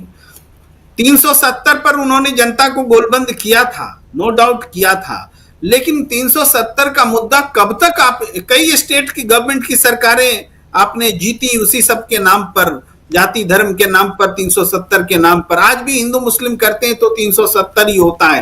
तो ठीक है, उसका 5-10% आपको फायदा हो सकता है मिले, क्योंकि उस तरह की सोच भी है इस देश में, लेकिन चुनाव जीतने वाला कोई सब्जेक्ट आपके पास है ही नहीं, कोई नहीं है। सबका साथ सबका विकास तो आप गिना ही नहीं पाते। सबका विकास, इस सबका साथ भी लेके चलने की बात नहीं गिना पाते, क्योंकि उसको तार तार कर दिया है। राहुल गांधी ने बता दिया है कि ओबीसी के कितने लोग हैं, दलित के कितने लोग, निकाल लो, देख लो कि कहां पर कितने कर्मचारी हैं, वो भी नहीं बता पाते। रिप्रेजेंटेशन में मुस्लिम को आप हिस्सेदारी देने के लिए तैयार नहीं है, और उसके बाद में कभी मुस्लिम के खिलाफ बोलते हैं और कभी कहते हैं कि पसमानदा मुसलमान चाहिए। तो मुसलमान आज आपने देखा बाड़मेर, हाँ बाड़मेर का ही अल्पसंख्यक मोर्चे का अध्यक्ष जो बीजेपी का था, उसने बहुत सम्मान के साथ में नरेंद्र मोदी जी के बारे में बोला कि हम उनकी बात से सहमत नहीं है, हमको भी जनता के बीच जाना पड़ता है, मुसलमानों के बीच बोलना पड़ता है। वो बीजेपी नहीं है, वो बीजेपी के नेता हैं, हम बीजेपी में हमेशा से रहे हैं, तो हम तो लिखेंगे, मेल लिखेंगे और मोदी जी को शिकायत करेंगे। नतीजा क्या हुआ? थोड़ी देर में खबर आ गई कि उसको पार्टी से निकाल दिया गया। तो एक मुसलमान का बीजेपी में रहना कितना मुश्किल हो गया है, ये बात समझिए। मुख्तार अब्बास नकवी जैसे लोगों से बयान दिलवाया जा रहा है, लेकिन फिर भी कोई दूसरा तीसरा नेता नहीं मिल रहा है जो आकर के शाहनवाज हुसैन को सुना क्या कि आज नरेंद्र मोदी के डिविजिव पॉलिटिक्स से फेवर करे कि मुसलमानों में बांट दिया जाएगा, हिंदुओं का छीन करके। इस सब बात में तो सब चुप है, बीजेपी के नेता कोई कुछ नहीं बोल रहे। तो ये जो है, जो उनके समर्थक थे वो भी उससे दूर हुए। जो पसमंदा मुसलमान को जोड़ा इन्होंने मेहनत करके, वो भी खत्म कर दिया इन्होंने 2 दिन में भाषण में। तो इस तरीके से इनका जो जनाधार है उनसे दूर हुआ है, और जो पिछड़ा तबका है वो तो इनसे नाराज हो ही गए। तो संविधान बदलने के चक्कर में अभी एक नेता का बयान पूरा भी नहीं होता है, पुराना भी नहीं पड़ता है कि एक और नेता आकर के बोल देते हैं कि 400 सीट। अभी किरोड़ी लाल मीणा का कल बयान आपने देखा होगा, किरोड़ी लाल मीणा ने कहा कि 400 सीट लाएंगे, संविधान बदलेंगे और आरक्षण खत्म करेंगे। तीनों बात विद इन 30 सेकेंड्स उन्होंने जल्दी में कह दी है। इतनी छोटी बाइट है, 30 सेकेंड्स में। तो इतना खुल करके बीजेपी बोल रही है, तो जनता क्यों नहीं समझेगी कि ये लोग क्या करना चाहते हैं? इसको कांग्रेस को समझाने की आवश्यकता भी नहीं हो रही है, वो तो अपना ही बयान फैला रहे हैं कि देखो हम गर्व से बोल रहे हैं कि आरक्षण खत्म करेंगे, 400 पार हमको ला दीजिए, हम संविधान बदल देंगे। वो खुद ही फैला रहे हैं अपनी बात को। इसलिए जनता को विश्वास दिलाने के लिए कांग्रेस को एफर्ट्स करना भी नहीं पड़ रहा है। वो मैसेज चला गया है कि ये सरकार अगर वापस आई, अगर नरेंद्र मोदी वापस आया, तो न संविधान बचेगा, न देश बचेगा, न लोकतंत्र बचेगा। ये चौपट हो जाएगा आने वाला एरा। इसलिए इस बार इनको नहीं आने देना है, ये बात बैठ गई है। और कितने स्पष्ट शब्दों में कहा जाए, यही कंक्लूसिव लाइन है मेरा, राजीव रंजन जी। जी जी जी, बिल्कुल। बहुत खुल के जितनी बातें थी आप रख रहे थे, और बहुत महत्वपूर्ण बात। और मीणा जी की बात जो कल की है वो पिछली जितने भी बातें थी और इनके जितने साथी अभी तक बयान दिए थे उन सबको ही सपोर्ट करती हुई बात। तो क्या ये प्रधानमंत्री नरेंद्र मोदी एक कॉन्फिडेंस के साथ हैं कि कुछ भी हो जाए जीत तो हमारी ही हो रही है और 400 पार हम जाएंगे, या यहाँ पे अब जो बात जो आप बता रहे हैं प्रेम कुमार जी की ये घर घर तक पहुँच चुकी है और आपकी बात को सपोर्ट करती है सुनील शुक्ला जी की बात, इसलिए क्योंकि वो एक मोची के पास जाते हैं, वो भी यही बात कह रहा है। हम भी अगर राह चलते कुछ लोगों से बात करते हैं तो यही बात सुनने को मिलती है, यानी ये बात पहुंच चुकी है। और यहीं से अब आगे कांग्रेस जिस स्टाइल में इंडिया गठबंधन जिस स्टैंड पे अभी टिका हुआ है वो कर रहा है अलग अलग, जैसे कल प्रशांत टंडन जी कह रहे थे कि सारा फोकस जो है वो राहुल गांधी के ऊपर है, कांग्रेस पार्टी के ऊपर है, बीजेपी का, बाकी लोग अपना काम कर रहे हैं। बिहार में भी अमलेंदु जी के पास एक बार फिर से आना चाहता हूं, फिर प्रशांत टंडन जी के पास आऊंगा। अमलेंदु जी, आवाज आ रही है मेरी? जी हाँ, मेरे पास तो आ रही है जी, आपकी भी आ रही है, अपनी बात रखिए प्लीज। जी राजीव, देखिए, एक तो ये चुनाव जो है वो कहाँ पहुंचा है सेकंड फेज, इसको प्रधानमंत्री की भाषा से आप तरीके से समझ सकते हैं कि चुनाव कहाँ है और कहाँ पहुंचा है। प्रधानमंत्री की भाषा जिस तरीके से बिगड़ रही है तो प्रधानमंत्री जिन मुद्दों को उठा रहे हैं उससे साफ समझा जा सकता है कि बीजेपी जो काफी पीछे चल रही है, ये प्रधानमंत्री अपनी भाषा से बता रहे हैं। क्योंकि जीतते हुए की भाषा राजीव जी ये नहीं हो सकती जो प्रधानमंत्री की भाषा है। कितना भी पतित से पतित व्यक्ति होगा उसकी भाषा इतनी खराब नहीं हो सकती जीत के तंबू में भी, अगर उसे लगता है कि जीत गया है या जीत रहा है, उसके बाद भी उसकी भाषा इतनी नहीं गिर सकती जितनी प्रधानमंत्री की गिर रही है। अब सवाल ये है कि प्रधानमंत्री की भाषा ज्यादा गिर रही है कि रुपया ज्यादा गिर रहा है, इस पर बहस हो सकती है और इसकी समीक्षा की जा सकती है कि दोनों में कौन ज्यादा गिरा हुआ, प्रधानमंत्री की भाषा की रुपया।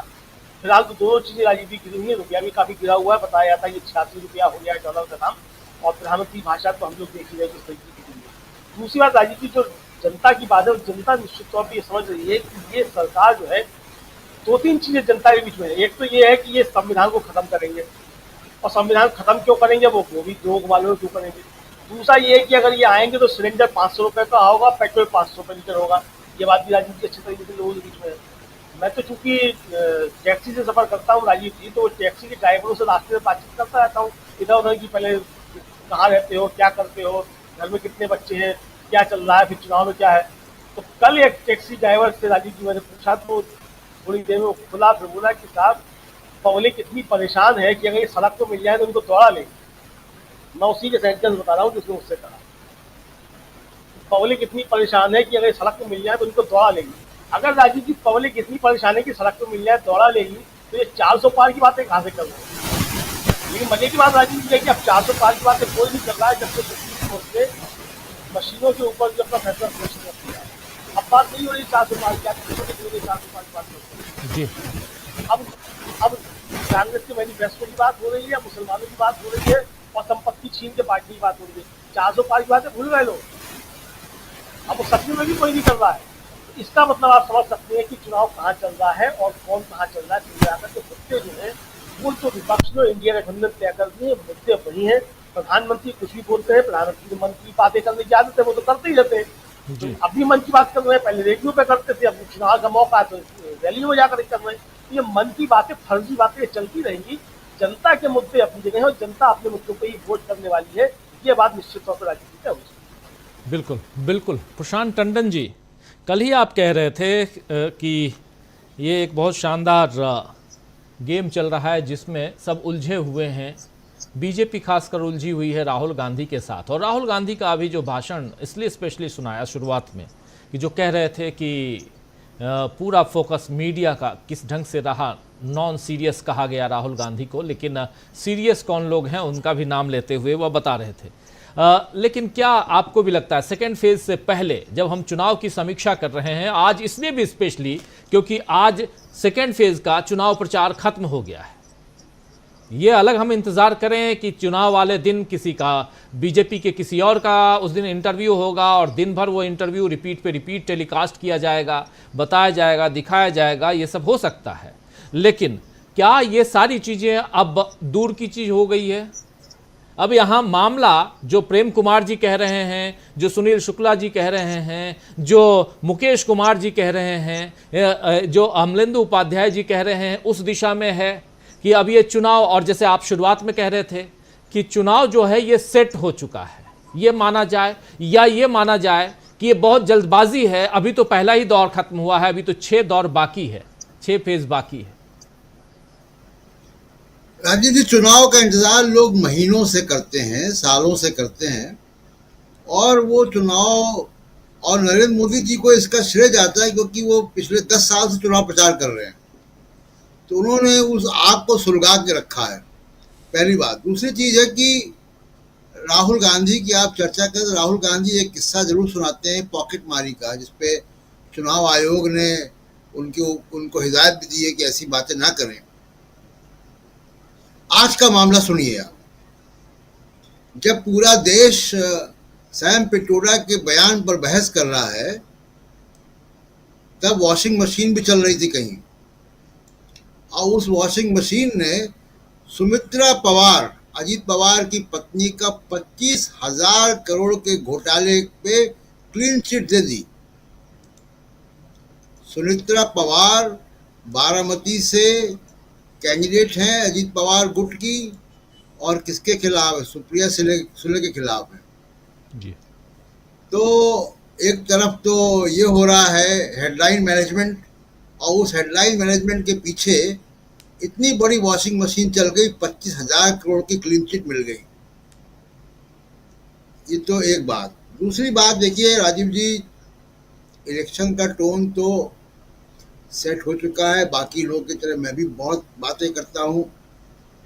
आज राहुल गांधी जहाँ थे सामाजिक न्याय सम्मेलन पे, सुबह मैं भी वहाँ गया था, और एक पहली बार ऐसा चीज हमने देखी कांग्रेस के अंदर, जो मैं तो कांग्रेस की कवरेज करता रहा हूँ बहुत लंबे समय से, पार्टी को देखा है 90 के दशक में भी। आज हमको वहाँ पे जय भीम और अंबेडकर का पटका लगाए हुए तमाम लोग दिखाई दिए। कांग्रेस पार्टी में इस तरीके के सिंबल्स जय भीम के साथ, डॉक्टर अंबेडकर की फोटो के साथ पहले नहीं दिखाई देते थे। कांग्रेस में बदलाव आया है। वो बदलाव राहुल गांधी ने किया है, वो बदलाव खड़गे जी ने किया है, और इसका निश्चित तौर पे एक संदेश जा रहा है। और जब वो राहुल गांधी वहाँ बोल रहे थे तो उस हॉल में मैं लोगों की एनर्जी भी देख रहा था, किस तरीके से लोग रेजोनेट कर रहे हैं। अब मैं मुद्दे की बात पे आता हूँ। राजीव जी, जब आप युवाओं से बात करें जी, युवाओं को राहुल गांधी कनेक्ट करने में कामयाब हो गए, और आप युवाओं की बात अगर सुनिएगा, मेरी बहुत सारे युवाओं से बात होती है कि मैं पढ़ाता भी हूँ, तो युवाओं की जब युवाओं से जब आप बात करते हैं तो वो राहुल गांधी से कनेक्ट कर रहे हैं अपने आप को, वो मोदी साहब से अब कनेक्ट नहीं कर रहे हैं। वो फासला उम्र का भी है, और वो फासला क्योंकि युवा जो है वो बहुत तेजी से मोबाइल पे चीज़ों को वेरीफाई कर लेता है, बहुत कुछ कंज्यूम करता है। वो केवल व्हाट्सएप कंज्यूम नहीं कर रहा है। तो युवाओं के अंदर वो कनेक्ट कर चुका, क्योंकि युवा झेल रहा है जी। कोचिंग पे जाता है, पढ़ाई करता है, उसके बाद नौकरी उसको नहीं मिल रही है, तो तमाम चीजें वो झेल रहा है। तो ये एक बड़ा जो चेंज मैं देख रहा हूँ, परिवर्तन इस चुनाव में, कि युवा जो है वो कनेक्ट हो चुका, और युवा झूठी खबरों पे, फेक न्यूज पे उस तरीके से नहीं जा रहा है। दूसरी की जो मोदी साहब की जो प्रतिक्रिया आ रही है, रोज एक नए प्रकार की प्रतिक्रिया, बहुत उसको मीडिया एम्पलीफाई करता है। उसकी बड़ी वजह क्या है? मैं कई लोगों से, मैंने पिछले 3 दिन में लोगों से बात की, बड़ी वजह राजीव जी ये आ रही है सुनने में, जो फीडबैक मुझे, मैंने पहले फेज का जो अभी भी ले रहा हूं, कि खामोशी जो बीजेपी के मतदाता के अंदर है। मैं बीजेपी के मतदाता की बात कर रहा हूं राजीव जी। बीजेपी के मतदाता की खामोशी से घबराए हुए हैं, वो निकला ही नहीं, वो अभी भी खामोश है। उस खामोशी से आप घबराए हुए हैं। आप देखिए नरेंद्र मोदी जी का कोई भी आज की बाइट आप चला दीजिए, जो अभी आप चला सकते हैं। अगर आप देखिए कि सामने मंच के जो लोग बैठे हुए हैं, ऐसा लग रहा है कि उनको जबरदस्ती उठा के बैठा दिया गया कुर्सी पे जी। वो कोई उनके भाव भंगी में आपको परिवर्तन नहीं दिखाई दे रहा है। कोई एक्सप्रेशन लेस लोग बैठे हुए हैं, कहीं कनेक्ट नहीं है। और आप राहुल गांधी की रैलियों को देखिए, तेजस्वी यादव की रैलियों में तो आपको बहुत एनर्जी दिखाई देती है। लोग प्रॉपर मतलब फरमाइशें करते हैं उनके गाने की। तो ये जो कनेक्ट है, वो कनेक्ट से जो घबराए हुए मोदी साहब। और एक जो इम्पोर्टेंट बात है राजीव जी, जो राहुल गांधी जहां भी जा रहे हैं, आप समझिए कि वो दूसरी बार जा रहे हैं। पहली बार वो उन तमाम जगहों पर या उसके आसपास वो भारत जोड़ो यात्रा के दौरान जा चुके हैं और लोग उनकी बात को सुन चुके हैं। उस शख्स ने पिछले 1.5 साल में लगातार दिन में कम से कम 2 बार रैलियां की हैं जी। महीने में 4 या 5 प्रेस कॉन्फ्रेंस की हैं, तमाम तरीके के वीडियो बनाए हैं। वो तो घर पे बैठा ही नहीं। तो इसलिए बड़े कॉन्फिडेंस से राहुल गांधी कह रहे हैं कि इस मीडिया ने मेरी इमेज खराब की, क्योंकि अब उनको मालूम है कि ये मीडिया उनका कुछ नहीं बिगाड़ सकता। तो वो कनेक्ट जो है राहुल गांधी ने क्रिएट कर लिया, इसलिए उनकी बात जो है आसानी से ट्रांसलेट हो जाती है। जो वो बात कहते हैं, क्योंकि वो बातें लगातार वो बातें कर रहे हैं, वही बातें कर रहे हैं। हमको आपको लगेगा कि यार रिपीटिशन बहुत है, दोहराते हैं बार बार को, लेकिन वो नई जगह जाके वो बातें कर रहे हैं। और वो चाहे वो 100 लोगों का ग्रुप हो, चाहे 5000 लोगों का ग्रुप हो, चाहे 50,000 लोगों का ग्रुप हो, राहुल गांधी किसी भी नई जगह नहीं जा रहे हैं। उनको लोग ऑलरेडी सुन चुके हैं। तो एक तो ये खामोशी, और दूसरे जो मुद्दे, अब कांग्रेस के मैनिफेस्टो का प्रचार तो जितना कांग्रेस ने नहीं किया, बीजेपी ने कर दिया, मोदी जी ने कर दिया। तो इस खामोशी से बेसिकली मोदी जी परेशान हैं जी। और उसका कोई वो अभी तक तोड़ नहीं निकाल पाए। बहुत उन्होंने कोशिश की, राजस्थान में कोशिश की। अभी चुनाव आयोग की बात हो रही थी, चुनाव आयोग अभी भी कह रहा है कि हम जी उसकी अध्ययन कर रहे हैं। कंप्लेंट हमको राजस्थान के बारे में मिली, हेट स्पीच के बारे में मोदी जी के। आप क्या अध्ययन कर रहे हैं भाई? वो तो ओपन एंड शट केस है, उसकी क्या आप फोरेंसिक जांच करवा रहे हैं? अरे भाई, आपको दिखाई नहीं दे रहा है कि वो वायलेशन है मॉडल कोड ऑफ कंडक्ट का, सेक्शन 123 का, रिप्रेजेंटेशन ऑफ पीपल्स एक्ट का। अगर आपको ये नहीं दिखाई दे रहा है तो फिर आप तो पूरी जिंदगी सिविल सेवा में गुजार दी, उसके बाद चुनाव आयोग आए। तो या तो आप इनकॉम्पिटेंट हैं या आप एक पक्ष के साथ खड़े हुए हैं। जी। आप ये देखिए, तस्वीरें देखिए आप। ये मैं रोज दिन भर में जरा सुन भी हूं। लेते हैं, आपको मजा आएगा, जरा सुन लेते हैं, सुनिए। सबसे बड़ी दुश्मन है कांग्रेस, जिसने ओबीसी से उनका हक छीन लिया है। कांग्रेस ने सामाजिक न्याय की हत्या की है। कांग्रेस ने संविधान की भावना को ठोकर पहुंचाई है। कांग्रेस ने बाबा साहब का घोर अपमान किया है। साथियों, ये मुझे सवाल पूछते हैं 400 पार क्यों? मैं जवाब देता हूं, आप जो राज्यों में हथकंडे अपना रहे हो, दलितों के, आदिवासियों के, ओबीसी के आरक्षण चोरी करने का जो खेल खेल रहे हो, उसे लूटने का खेल खेल रहे हो, आपके ये खेल बंद करने के लिए, हमेशा बंद करने के लिए, आपके मंसूबों को हमेशा हमेशा ताला लगाने के लिए मोदी को 400 पार चाहिए। मुझे दलितों के आरक्षण की रक्षा करनी है, मुझे आदिवासियों के आरक्षण की रक्षा करनी है, मुझे ओबीसी के आरक्षण की रक्षा करनी है और मैं स्वयं उस समाज से आया हूं, इसलिए मैं आपको कहता हूं, मैं इस दर्द को जानता हूं और मैं आपको रक्षण दे करके ही रहूंगा और इसलिए मुझे आपका साथ चाहिए। प्रशांत जी डिफेंसिव दिखाई दे रहे हैं साफ साफ। बिल्कुल बिल्कुल, ये उसी अफवाह को व्हाट्सएप की से घबराए हुए दिख रहे हैं जो इन्हीं के समर्थकों ने चलाई है कि हम आरक्षण खत्म कर देंगे। हमको 400 इसलिए चाहिए क्योंकि हमको संविधान से आरक्षण खत्म करना है। ये बीजेपी के ही तमाम समर्थकों ने तमाम व्हाट्सएप ग्रुप्स में चलाया। अब उसी का जवाब और लीपा पोती जिसको कहते हैं व्हाइट वॉशिंग, उसके कर रहे हैं। मेरा ध्यान उन महिलाओं पर जा रहा राजीव जी जो बैठी हुई हैं, वो कनेक्ट नहीं कर रही इनसे।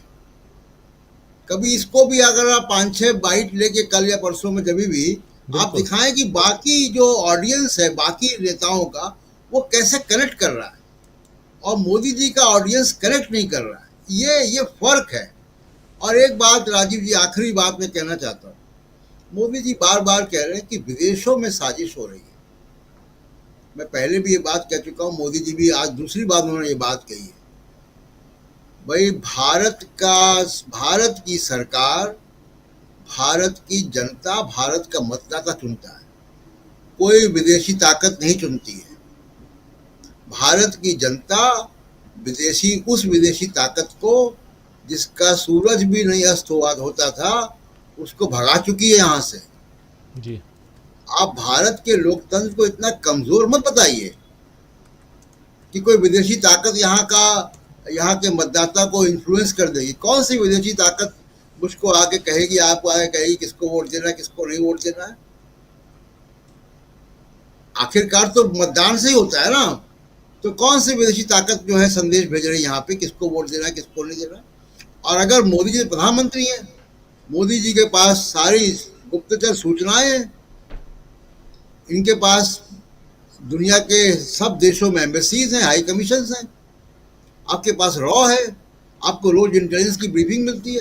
जनता को बताइए कौन सी विदेशी ताकत है, कौन सी विदेशी ताकत भारत के खिलाफ, भारत के लोकतंत्र के खिलाफ साजिश कर रही है, आप बताइए जी। और उसका किस पार्टी के साथ संबंध है? इस तरीके की, इसीलिए जनता जो है वो उदासीन हो गई है कि वो उब गए लोग इस तरीके की बातें सुनते सुनते। राजीव जी जी बिल्कुल, हमला इधर से भी, हमला उधर से भी, चारों तरफ से नरेंद्र मोदी पे हमला अब हो रहा है। और एक बयान अभी अभी तेजस्वी यादव का आया है।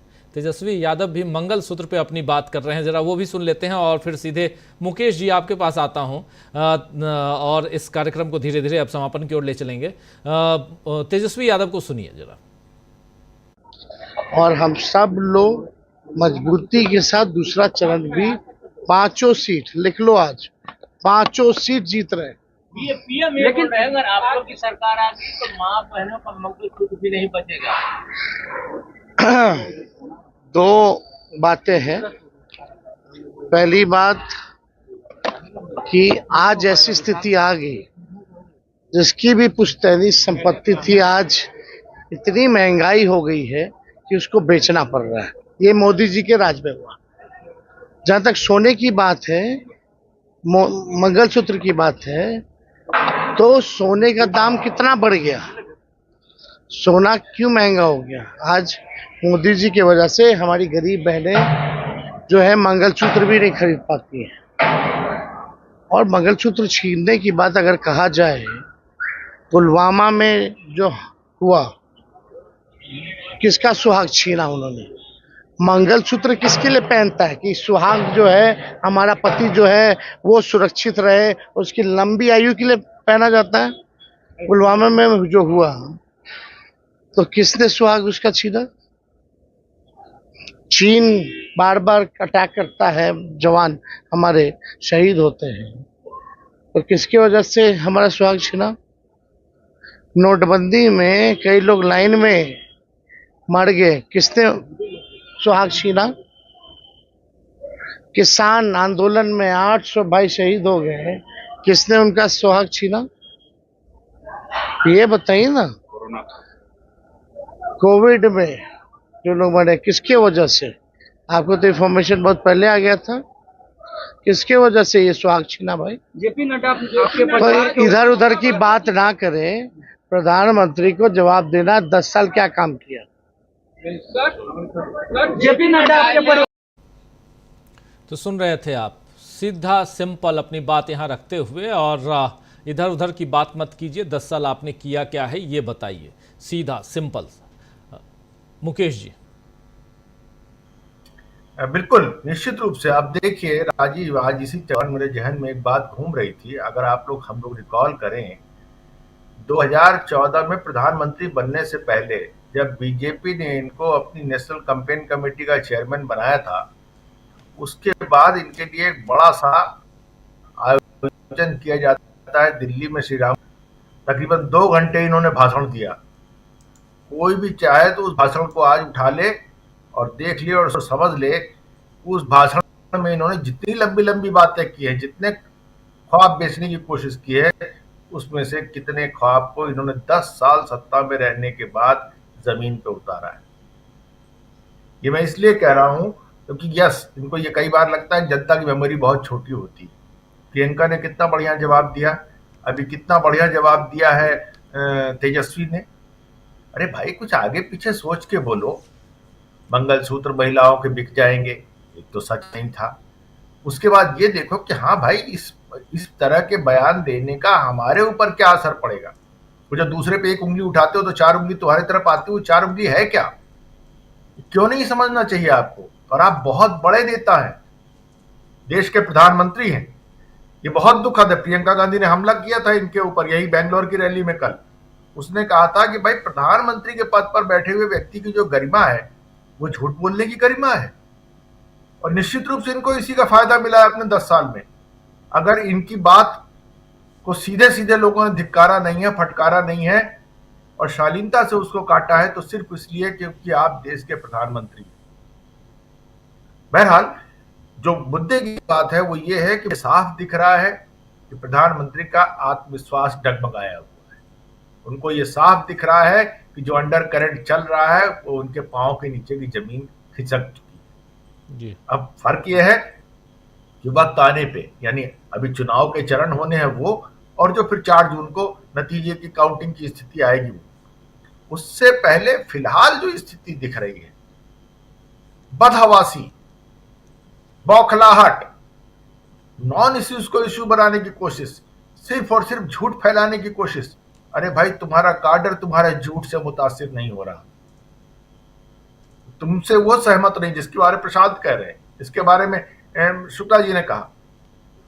नहीं है आपका काडर, आपसे कनेक्ट नहीं हो रहा, बीजेपी के लोग कनेक्ट नहीं हो रहे, आपके मतदाता, आपके समर्थक उससे कनेक्ट नहीं हो रहे, और इसीलिए उनमें दिखने वाली उदासीनता को जब आप देखते हैं तो आपके होश फाकता है, आपको लगता है गया चुनाव हमारे हाथ से। ऐसे नहीं कोई हवा में कह रहा है, विरोधी ऐसे नहीं कह रहे हैं। वो पार्टी जिसको आपने कहा था कांग्रेस मुक्त भारत बनाएंगे, क्यों नहीं बनाया भाई? क्योंकि कांग्रेस के नाम पे इनको सिर्फ और सिर्फ इस गांधी फैमिली से तकलीफ है, और किसी से तकलीफ नहीं है, और कोई दिक्कत नहीं। और इसी गांधी फैमिली में जेठानी यहां रहे तो ठीक है, देवरानी हमारे साथ है तब ठीक है। ये तो स्थिति है इनकी गांधी फैमिली में भी। सवाल ये है कि आपको अगर कांग्रेस से मुकाबला करना है तो कांग्रेस से बात कीजिए, बीजेपी से मुकाबला कर। आपको सिर्फ और सिर्फ ये व्यक्ति, माँ बेटा, इटली की और विधवा और क्या क्या, ये सब कुछ इन्हीं के अल्फाज है ना। क्या है ये? क्या इस देश की जनता ने उसको एक्सेप्ट किया, स्वीकार किया? नहीं किया। और दूसरी बात ये कि कांग्रेस, राहुल गांधी की वो बात भी बड़ी काबिले तारीफ है। मुझे लगता है चलते चलते अगर आपके लिए संभव हो तो जरूर सुनाइए कि किस तरीके से मीडिया ने बहुत लंबे अरसे तक बीजेपी की अपनी जो प्रचार बैटरी है, उसने बहुत लंबे अरसे तक राहुल गांधी के बारे में ये भ्रम फैलाने की कोशिश की कि नॉन सीरियस आदमी। आज उस आदमी ने अपनी बात का क्या जवाब दिया है? क्या ये इनके मुंह पे या उस तरह की बातें फैलाने वाले लोगों के मुंह पे सीधा सीधा तमाचा नहीं है? राहुल गांधी ने अगर कहा था कि जीएसटी इस तरीके से नुकसानदायक है, राहुल गांधी ने कहा था कि नोटबंदी इस तरह से नुकसानदायक है, तो क्या वो चीजें हमारे सामने नहीं आई है? आप एक सीरियस अपोनेंट को कैरेक्टर असैसिनेशन के माध्यम से डील करना चाहते हो। अगर आपके पास क्षमता है तो अपनी लकीर को उसकी लकीर से लंबा खींचिए, तब बताइए कि हाँ साहब मेरी लकीर लंबी है। लेकिन आप कर क्या रहे हैं? लगातार आपने सिर्फ इस बात की कोशिश की है। 10 साल आप सत्ता में हैं, बताइए ना, इस पार्टी में अगर ये माँ, बेटी, बेटा, दामाद, सबको तो आपने लपेटा, सबके खिलाफ तरह तरह की जांच कराई, काहे नहीं इनको जेल में डाल दिया? किसने रोका था आपको? जी। लेकिन आप अब छटपटाहट में आखिरी समय में क्या लेके आ रहे हैं? 15 साल, 10 साल, 20 साल का आईटी का मुकदमा लेके आ रहे हैं और उसके माध्यम से आप ऐसी एक पक्षीय कार्रवाई कर रहे हैं। और इस देश की जो संवैधानिक गारंटी देने वाली संस्था है वो चुप्पी मार के बैठी है। चुनाव आयोग को ये क्यों नहीं दिख रहा है कि इस तरीके से आपकी की जाने वाली कार्रवाई लेवल प्लेइंग फील्ड के खिलाफ है? लेवल प्लेइंग फील्ड की जो फिलॉसफी है, जो कंसेप्ट है, जो थॉट है, उसके पूरी तरह से खिलाफ नहीं दिख रहा, देखना नहीं चाहते, हिम्मत नहीं उनकी देखने की। इस चुनाव में जो सबसे ज्यादा दुखद स्थिति हमारे सामने आई है, मेरी नजर में, राजनीतिक दल अपनी तरफ है, वो है चुनाव आयोग। चुनाव आयोग बौद्धिक रूप से दिवालिया हो चुका है और ये बहुत ही दुखद है, क्योंकि वो बहुत महत्वपूर्ण संवैधानिक संस्था है जी। एक जमाने में शेषन ने कहा था कि चुनाव आयोग सरकार के साथ मिलकर काम करता, सरकार के मातहत काम नहीं करता। वो बयान है शेषन का। बल्कि सरकार मुझे बुलाएगी बात करने के लिए, मैं जाऊंगा उसके पास बात करने के लिए। लॉ मिनिस्ट्री हमारी नोडल मिनिस्ट्री है, हम उनके साथ तालमेल रखेंगे। लेकिन अगर आप ये सोचते हो कि नहीं चुनाव आयोग हमारे मातहत है, मातहत नहीं है। हमारी अकाउंटेबिलिटी, हमारी जवाबदेही भारत के राष्ट्रपति के प्रति है और दूसरा संविधान के प्रति। ये है तरीका। ऐसे आज कहां वो लेगेसी कहां चली गई? क्यों उसका ऐसा पतन हो गया? जी। चुनाव आयोग को संविधान ने सबसे बड़ी सुरक्षा दी है इम्पीचमेंट की। इससे बड़ी सुरक्षा राष्ट्रपति के पास भी नहीं।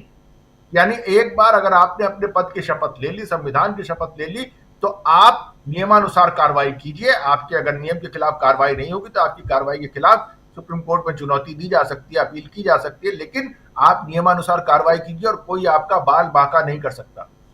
सवाल उठता है कि नरेंद्र मोदी के शासनकाल में इन्हीं के तैनात किए हुए दो लोग अशोक लवासा और अरुण गोयल क्यों चुनाव आयोग का पद छोड़ के चले गए?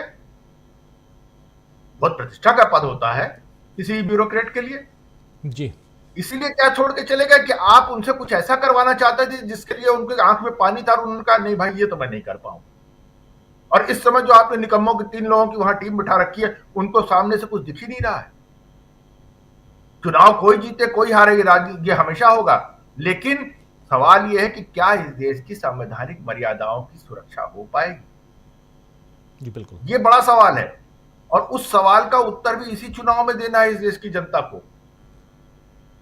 खाली मोदी जी के भविष्य का फैसला नहीं करना है, उसे यह भी सवाल देना है कि जिस तरीके से ये संवैधानिक पतन हुआ है, हमारी संवैधानिक संस्थाओं का जो पतन हुआ है, ये हम बर्दाश्त नहीं कर सकते। राजीव जी। जी बिल्कुल बिल्कुल। क्लोजिंग कमेंट के लिए आना चाहता हूं सुनील शुक्ला जी आपके पास।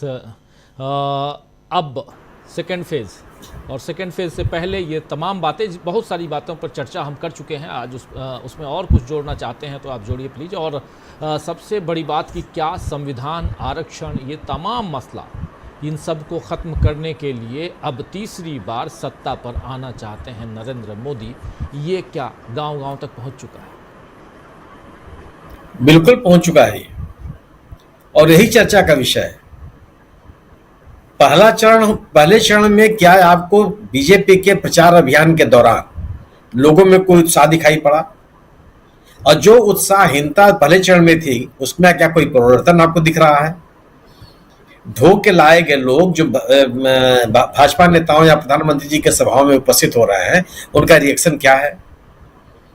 क्या जो नैरेटिव बनाना चाहती है बीजेपी, तत्काल उसका खंडन नहीं हो जा रहा है? भारतीय जनता पार्टी अपने नैरेटिव को बनाने में सफल है। क्या लोग उसको स्वीकार कर ले रहे हैं? नहीं कर रहे हैं। देश के किसी कोने में नहीं कर रहे हैं, क्योंकि वह तथ्यों के पर आधारित नहीं है। और मैं फिर अपनी बात दोहराना चाहता हूं कि नकारात्मकता के साथ अपने प्रचार अभियान को आप नहीं चला सकते। ये संभव नहीं है, उसको लोग आपको सुनेंगे नहीं। अभी आप प्रधानमंत्री जी के भाषणों को सुनवा रहे थे आप कि कांग्रेस अनुसूचित जात और पिछड़ों का आरक्षण छीनना चाहती है। अरे कब छीना? जब छीना गया तो उसमें तो आप उस पार्टी के सरकार के समर्थक थे। कर्नाटक में, इस देश में पहली बार ऐसा हुआ कि आपने एक वर्ग का आरक्षण वापस लिया और अल्पसंख्यकों को दिया, मुसलमानों को नहीं दिया, अल्पसंख्यकों को दिया, ठीक है। और आपकी सरकार जब फुल फ्लेज आपकी सरकार कर्नाटक में आई तो आपने अल्पसंख्यकों का आरक्षण वापस लिया और अनुसूचित जाति अनुसूचित जनजाति को नहीं दिया, आपने वोकालिंगा और लिंगायत को दिया। और कब दिया? जब चुनाव सिर पे आ गया, जिसको आप लागू भी नहीं कर पाए, यानी को भी आप करना नहीं चाहते थे, एक दिखावा करना चाहते थे। तो ये तथ्य लोगों के सामने नहीं है क्या? यह सही है कि लोगों की स्मृतियां बहुत तेज नहीं होती, लेकिन जब परीक्षा देने जाते हैं तो सब रिवाइज करके हम जाते हैं। 6 महीना जो पहले पढ़े रहते हैं उसको भी रिवाइज कर लेते हैं। यह समय वही है कि हम इस देश की जनता को एक इम्तिहान में जाना है, एक निर्णय लेना है, और जितना 10 साल का लेखा जोखा है लोगों की स्मृतियों में कि आपने कहा क्या था और किया क्या। और अगर यह सरकार अपने 10 साल के गवर्नेंस के ऊपर बात करने के लिए तैयार नहीं है, अगर इस सरकार के पास अपने 10 साल के गवर्नेंस पे बात करने के मुद्दे नहीं है, अगर इस सरकार के पास 10 साल के मुद्दों के आधार पर पिछले सरकारों से बेहतर साबित करने के अगर आधार नहीं है, तो लोग आपके साथ जुड़ने वाले नहीं है। आप एक तरफा प्रलाप करते रहेंगे, एक तरफा प्रलाप करेंगे, और जो लोग आ चुके हैं जा सकते नहीं है तो सुनते रहेंगे चुपचाप।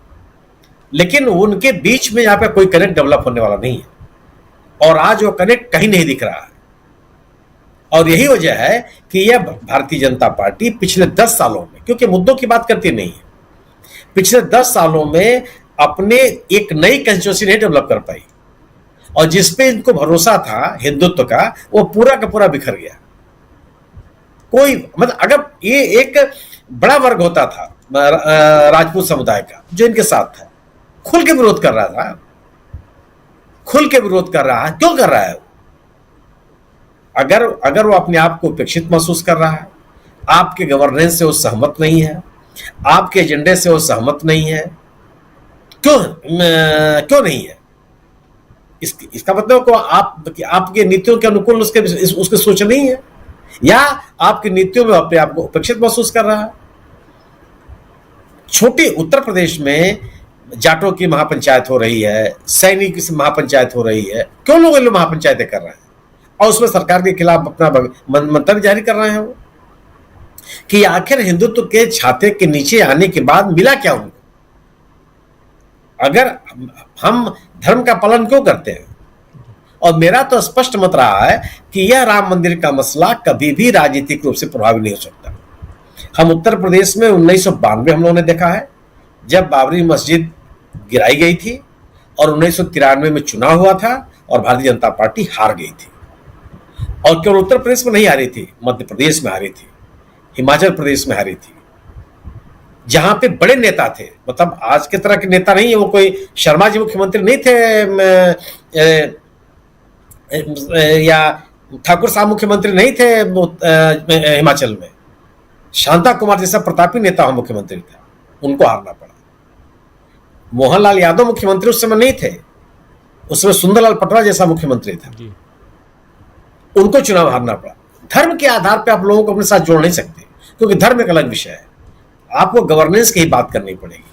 तो चाहे लोगों के बेहतरी के लिए कोई भी आपके प्रयास हो, उसका कोई लेखा जोखा देने की स्थिति में आप नहीं है।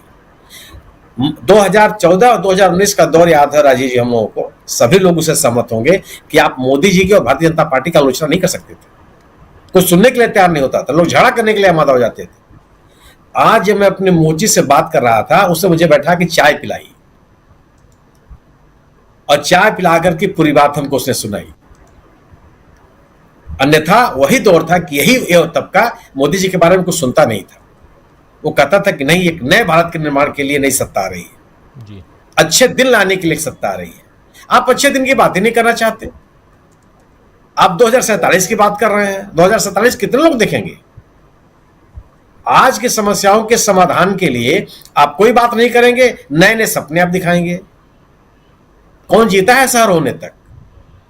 जी बिल्कुल बिल्कुल, कौन जीता है शहर होने तक, बिल्कुल सही कह रहे हैं। और वही है कि अब आगे 4 जून का इंतज़ार रहेगा, लेकिन उससे पहले हर पड़ाव को तो पार करना ही है बीजेपी को और कांग्रेस पार्टी और कांग्रेस के तमाम यानी घटक दल जो हैं इंडिया गठबंधन के, उनको भी और एनडीए को भी। और साथ साथ सबसे बड़ी बात की, राहुल गांधी जिस एग्रेसिवनेस के साथ अब मंच पे आके अपनी बातें रख रहे हैं और वो कॉन्फिडेंस बता रहा है कि उनको अब समझ में आ गया है कि ये चुनाव अब कब्जे में है, ग्रिप में है और इस पे और थोड़ा सा मेहनत मरम्मत करने की ज़रूरत है। बहुत बहुत शुक्रिया अदा करता हूँ सुनील शुक्ला जी, प्रशांत टंडन जी, प्रेम कुमार जी, मुकेश कुमार सिंह साहब और अमलेंदु जी, आप सबका बहुत बहुत शुक्रिया, बहुत धन्यवाद। आप तमाम साथी जो हमारे साथ बने हुए हैं, आप सबका भी बहुत बहुत शुक्रिया अदा करता हूं। एक लंबी चर्चा और बहुत सीरियस टाइप से चर्चा ये